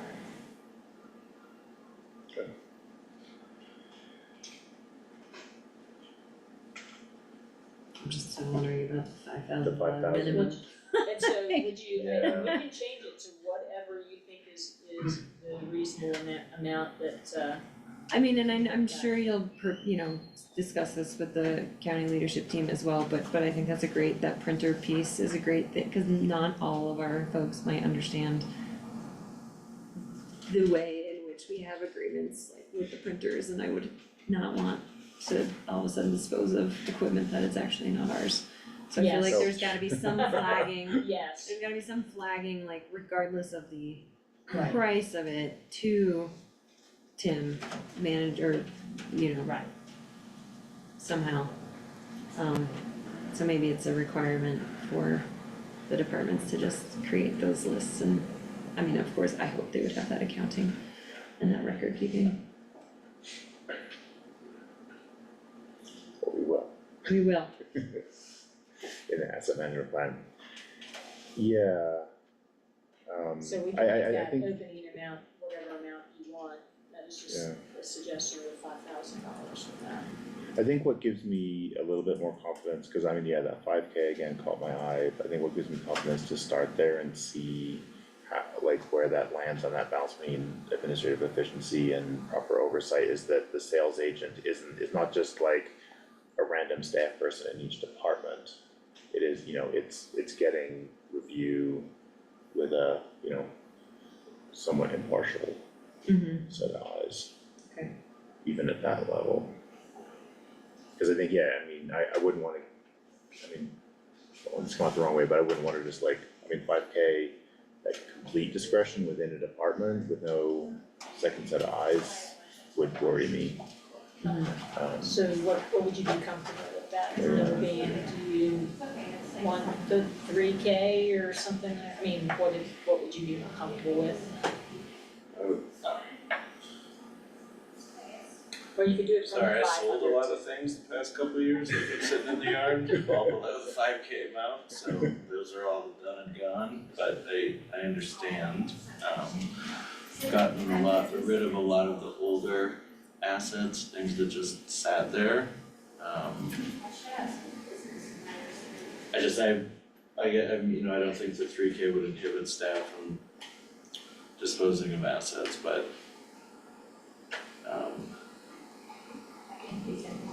But you were involved in, like, I mean, yeah, that, yeah. right, Those like, all I went think through that needs to the go auction through, house and all of that, yeah. yeah,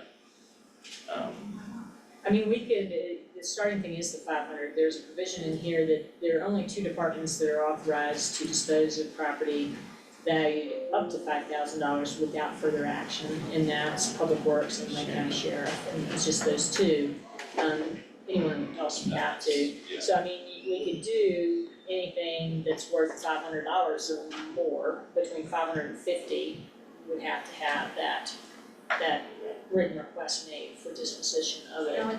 I just don't know enough about the inventory of our furniture, fixtures and equipment to know how many would fall in that gap between 500 and 5,000, that's the thing, There's a lot, and it's mostly inventory stuff, yeah. so that nobody should be selling it anyway. If anything's capitalized, then it could be sold at some point. So if it's on your asset management plan list, then every single thing that was sold from there would have to go through the This process process. by default. And I mean, we could add a reference in there to say request disposal of Which is- surplus personal property on the asset management list. Has to go through that process if you want, without having that value range allocated to it if you Yeah, wanted so to. automatically. Do, Do you know what the lowest value is on that asset management list? I was looking at it this morning, but there are some things that are very old, but still less than $5,000, and it's a capitalized piece of equipment. Maybe it's depreciated today, but at some point it was purchased for a lot of money. Like the front end loader for the budget resolution, that was purchased like 30 years ago for $80,000. Everyone thought it'd sell for 10, sold for 20. Right, that's just an example, so it's basically $1,500 a year to run it. But I like the idea of everything going through you guys, so you see everything coming in or out. So maybe we do, I don't know how many things we have, it would be instead of 5,000 as the minimum, have it of, that they're worth more than 500, because that's the level that up to $500, they can request just an informal request to dispose of it. okay, If that would make you more comfortable, we can just change that to $500 instead. yeah, and I get, and we can see if that just becomes right. an administrative Nightmare, yes. nightmare, then we can revisit. Yeah, and then also once, I don't know when, you think the asset management plan will be sort of like, in a state where it's up and running and then we can revisit again. Very When quickly. you actually sort of see what some of the values are in there. Right now, there's 304 assets so far. Okay. of equipment. Well, and so we don't have an official asset management plan that's been adopted right now, No. correct? Correct. And that's, so my concern about Yeah, putting that yeah, in here is yeah. probably not the best thing to do right now. But maybe just have the values run from anything more than 500 and up to 50,000 must be submitted in writing. Yeah. Below 500, then it can be at the county manager's discretion, Okay, if that works for y'all. yeah, so is that just in 2B?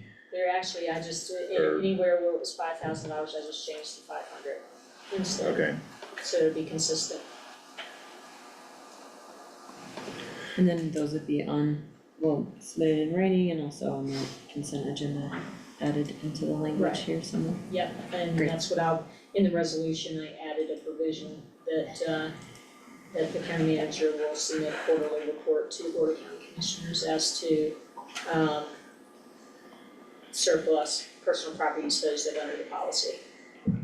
So you just get a list of it so you can see, and that'll help in terms of managing this too, if we end up seeing, oh my God, your disposal list is 10 pages long or something, you know? Yeah, There might well, be times when you just wholesale need to replace stuff, that might happen, but I would okay, well, those changes. yeah, great, well, good, and I'll look for a motion to adopt resolution 2024-30 on surplus personal property disposition policy with those two noted changes.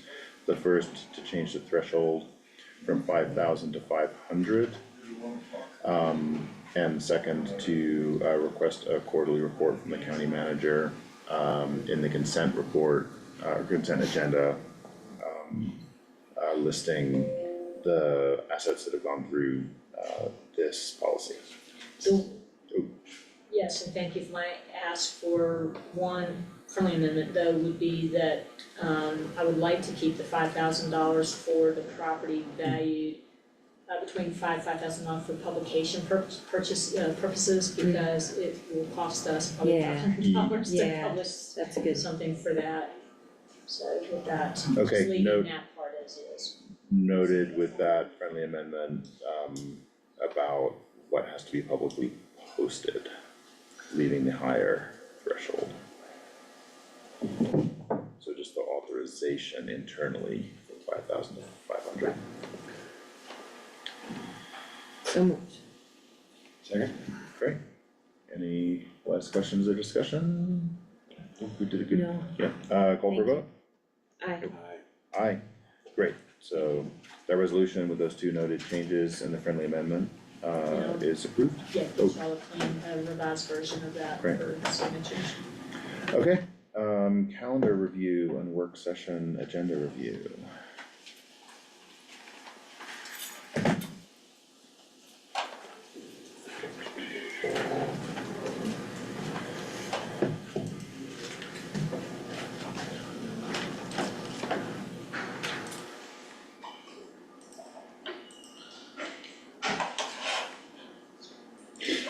I'll warn you now, they're both in draft mode. Usually I have this done by Monday, but yesterday we weren't here, so it's not quite finished, but Sorry, Sandra, I'm having trouble connecting to the internet. Oops, got Good for thrown that off. too. And then I'll- So I need to get onto my calendar. no problem.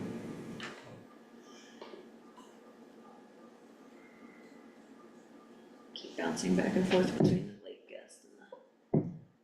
Usually the late guest is the only one that works.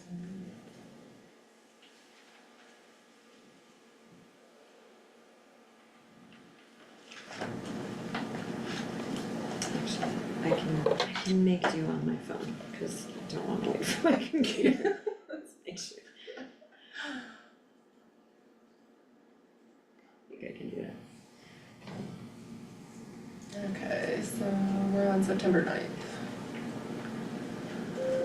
Got the planning commission meeting at 4 p.m. and the monthly housing coalition meeting at 6 p.m. Is that media hearing, do we know? I can't look it up now, really. Which one? The planning commission meeting, is it a work session or is it a joint hearing? It's a joint hearing.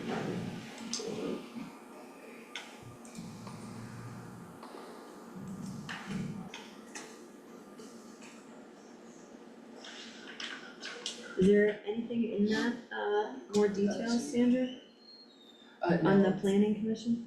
on this one? Did I go to the wrong one? Yeah, the Oh, the other one. planning commission? No, they don't have the. Posted yet.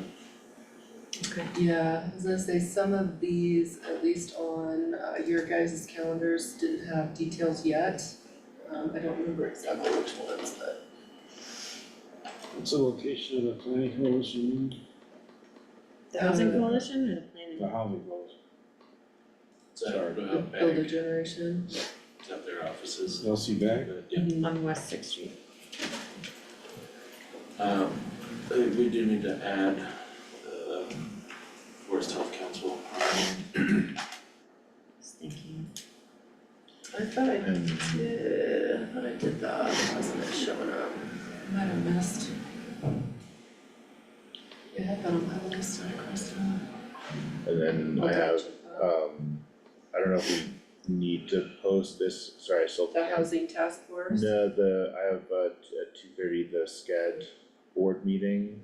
I think you're the only one that had that on. Okay, then I think,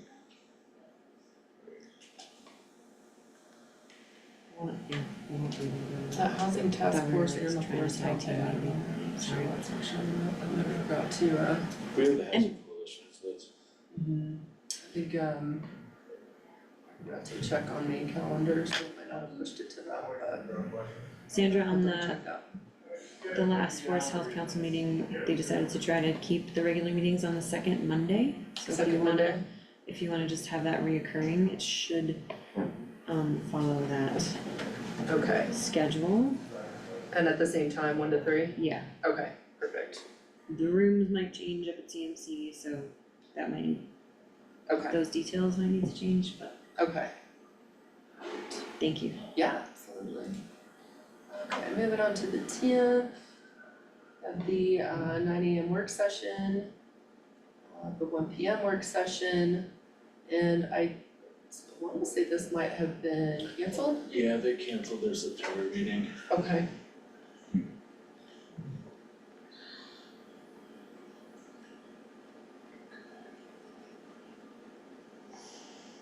I'm also showing the LCCHP work group on that day.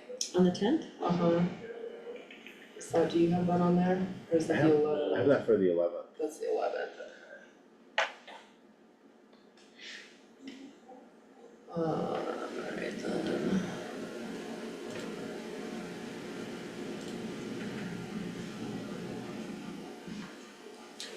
Community coffee, oh yeah, I did put that on there, 11th.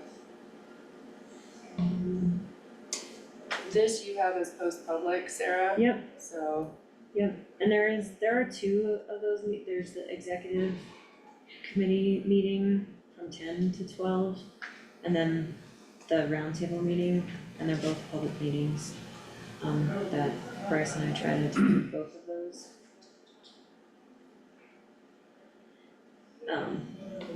So it'd be great to post both of those, cause you kinda get, okay. if you can't make one a morning, you can make the Right. afternoon, it overlaps 50%. Yeah, is that only a Zoom meeting? I think that was No, the only it's- info that I saw. It is always a Zoom meeting and hybrid, which is reoccurring, but usually they take place in Pueblo, and it jumps between the college location and a different location, so Okay. as. When you get time, can you send me the I will. in-person Yep, info? Cause I don't think it's on your calendar. you bet. Thank you. We've got the Climax Area Community Partnership Panel and Airport Advisory Board. For the 11th, we also need to add the feasibility study update. That's just on your calendar right now, isn't it, Tim? Is, I think when the details are firmed up, that, It'll go on everybody, yeah, okay. Is that Climax Community Partnership Panel or Zoom, or is that in person? it's a Zoom, Yeah. or Microsoft Teams, actually. Yeah, it's a Teams meeting. Yeah, some of these I still need to add the details to, some of them on there, so they're on here for this. Alright, so on the 12th. Lee County Open Space Initiative. 9 to noon, and the sanitation district board meeting. There is also, this hasn't got added yet, but the RTCC summit in Summit County. And Is OLC still doing their feasibility study thing on the I was seeing that on the 12th as well. Is that No, different? I don't know what the one on the 12th is for, it should be the 11th, Okay. So they're not doing anything on the 12th? not that I'm aware of, but We'll take a look at Sorry, that. the OLC, Yeah, that was just something I had, cause Brenna had mentioned that they were meeting every week, is that right? Or was it every other week? So I just put that on my calendar as a reminder for myself to okay. check in. Well, I think there's two things, right? There's the recurring steering committee meeting, and then there's the proposed September 11th town hall. yeah, and the 11th is happening, and I don't know About the steering about the committee 12th, I meeting. don't have that. Okay, I can reach out to Brenna too and make sure that that's a. How, on the, sorry not to derail this, but for the 11th, how do we know what time that is, and how do we have a discussion about what to present to the community then? So it is currently on my calendar for 5. I'm showing 6. Then based on the board's feedback from last week is what OLC is going to incorporate into their presentations. Is it 5 or 6? My calendar invite says 5, I don't have the right people here to confirm. Mine says 5 as well, Does it? on the library as the organizer.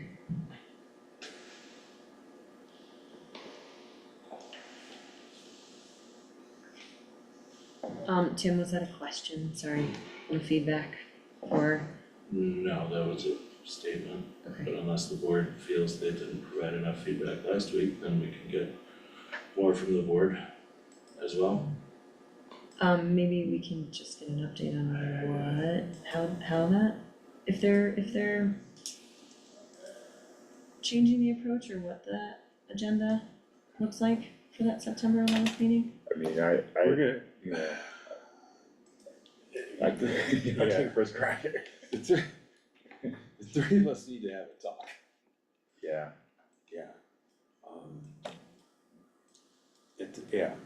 At the conclusion of this meeting. yeah. I mean, maybe On just the to, agenda?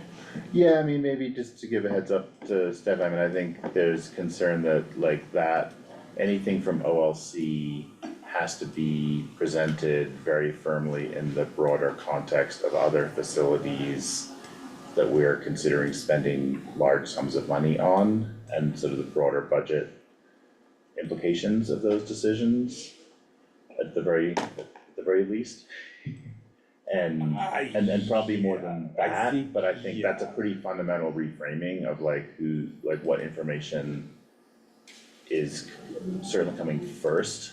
I think, And- I think it would be, Yeah. I think it would be misleading the members of this community to present this as a real possibility, given the cost estimates that we've seen and the other calls that we have on county funding for more immediate needs. And so I think the three of us need to discuss this before we Yeah. go to OLC. Yeah, and then I have some suggestions that I can share. So I just didn't wanna get ahead of discussions with other commissioners about what we wanna, how and what we wanna present. Maybe we can circle back to that after we go through the calendar. Yeah.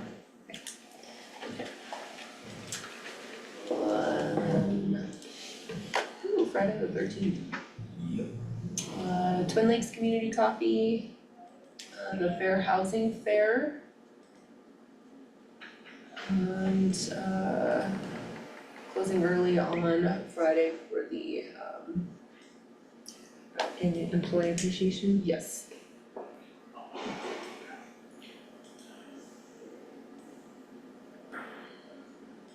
3 to 6.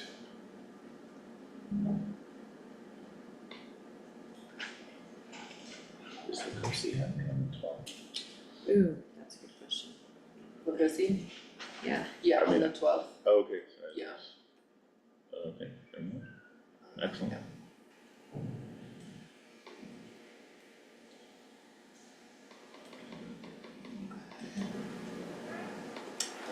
Work sessions are drafts at this point. Take a look at those.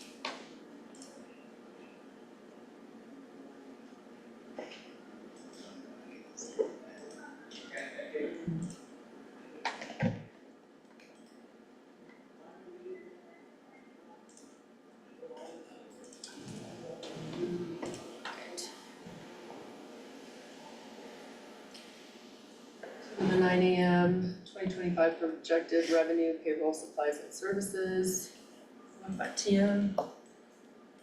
And discussion of detentions and court space location and renovations, 1 by 1.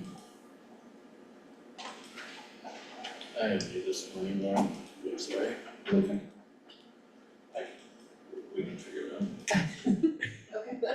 She's like, oh, really?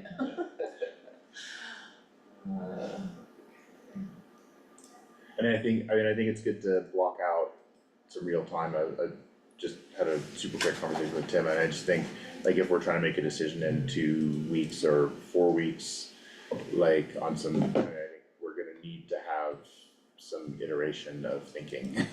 So I'm confident we can fill that space, and we'll make sure we're all prepared and no one gets blindsided. How's that? And then at 1 PM, we have the discussion with Colorado State Senator Mark Baisley. I believe this is gonna be along the same lines as our discussion with Husky, okay. And then discussion regarding C4 funding, That one can come off. if that can come off.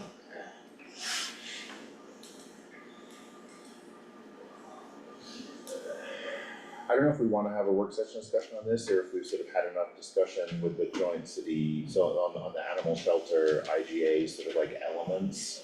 Like, I mean, I can just, like, got feedback, and maybe we can just continue to have that discussion informally. Somewhere in there was a question, whether we wanna have a work session discussion on that, or just proceed with something to review by email and send over to the city. Sorry, did you figure out with the mayor what? Like, the. I don't have like dates, Okay, so no, I don't have. But I think as quickly as we can, get, I'm envisioning like a one pager of sort of like slightly annotated bullets to just sort of make sure have the full list of things we want in there with some, where we know a position, or whether it's a bottom line or a wish list or whatever, I do wonder, I don't know if it's worth a work session, but I do need to, coming out of that joint work session with the city, I need to figure out and educate myself on all of the resources in the community that we are, or duplicating. And so it might be great to have a small agenda item. Yeah. At a work session to get perspective from the Planned Parenthood. Yeah, I mean, so the title could be, discussion of animal shelter and animal control and related. So this, basically the scope of services is what we're Yeah. talking about, right? We don't wanna duplicate services that are provided by our nonprofit partners. And so, I mean, it's really just scope of services. Yeah. Yeah, So animal shelter, animal control, and well, I don't know, local services, or just? I don't know about the local control piece, I think just the scope of services for the animal shelter. services? Okay, Cause the animal control piece of the pie is Sheriff Speckman and his shop and what he wants to do with that. Yeah. And how he would like to interface with the city, because they're both organizations are talking about offering animal control. And so that is, I think, Sheriff Speckman needs to be the kind of the lead on just what is his vision for that, and Do you think one of the, I'm sorry, I think one of the challenges with that is I think the city's vision of that is to have a position that is dual track in terms of being animal control and working at the shelter, and the part that's allocated to the shelter will be part of the budgetary, aspects of it. Yeah, and I think, so I mean, I think. Shared budget? Yeah, yeah. Yeah, well, and like oversight and coordination, cause I think that's something that came up in the discussions we've had and in the joint work session with the city, that there's not a crisp, clear line, certainly just in terms of coordination, so I think that the animal shelter IGA is gonna have to have some references to animal control, In terms of just the collaborative process with that, I think, but Yeah. that's one thing I would have on your radar, is that they plan to have a joint position for that, or at least that's what they're proposing. I'm not And saying that's that what city they council talked is about, yeah. all in favor of that, or whether it, makes sense to have two animal control officers at all, but that's just part of the aspect of how that would be allocated. yeah, I'd like to hear what the sheriff's vision for his Yeah. control officer, because I don't think there's enough work to just do animal control, which is what he's proposing, but I don't know what his vision is for what they would do when they're not chasing dogs, but the city, again, I don't know what they're, Well, let's put, what they're proposing either, so. well, and also, at least in my head, like, the IGA should be somewhat flexible, so it doesn't be revised, like, continuously, so it more just has to anticipate that, the coordination and distinction between animal shelter and animal control. Maybe just for now, we could put like animal control question mark and see if he's ready and available. Yeah, that would be a good, I think we should have that as part of the discussion, start talking about what that looks like. Yeah. And if we would propose something jointly, or if we just are talking about expanding the sheriff's office budget somehow. Yeah. That makes sense. Okay, Do you wanna do that So at the 1 PM?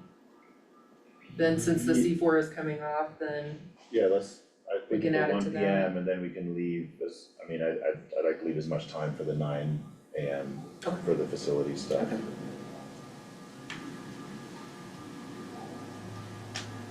Perfect.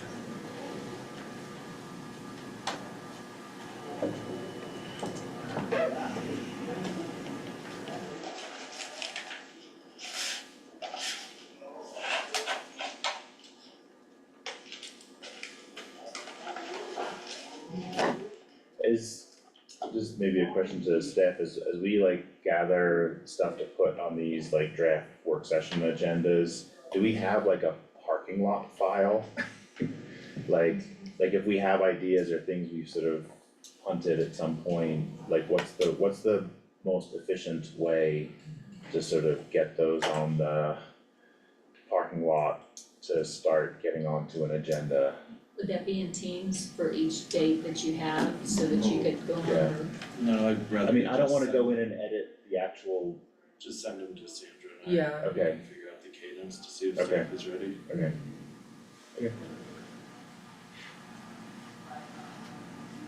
Maybe I didn't understand the question. Well, it's just, I mean, either, like, sometimes we have things, just, oh, we're not ready for that, like, let's come back to it.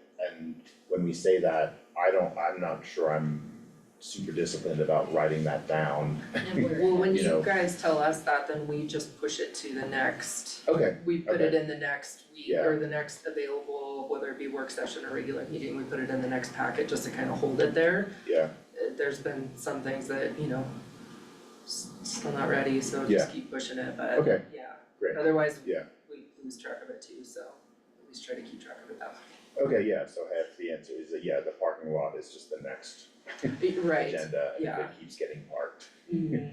Okay, great. Cool. Anything else on calendar or agenda? No, I think you guys are just set for consent. Okay, great. I looked at the special meeting minutes and just had a couple typos. I think in the paragraph where, it's pros, not just PRO. So they're really minor, so there's two places where I think pros needs to be all capitalized and spelled out. And then just the names of the ditches. I think it's the Joseph Dunn ditch with two N's, not Dund, D-U-N-D. Yes. And then it says, and then it's the Wells and Star ditch. And Star has two R's, not the Wisson Star ditch. So, and here.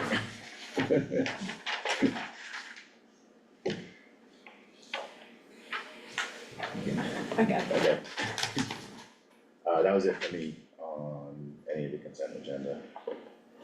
But otherwise, look for a motion to approve the consent agenda with those noted changes on the special meeting minutes. So moved? Second? Great, call for vote. Aye. Aye. Aye, consent agenda is approved. And at 1:24, we are adjourned. Thank you, everyone. Thanks.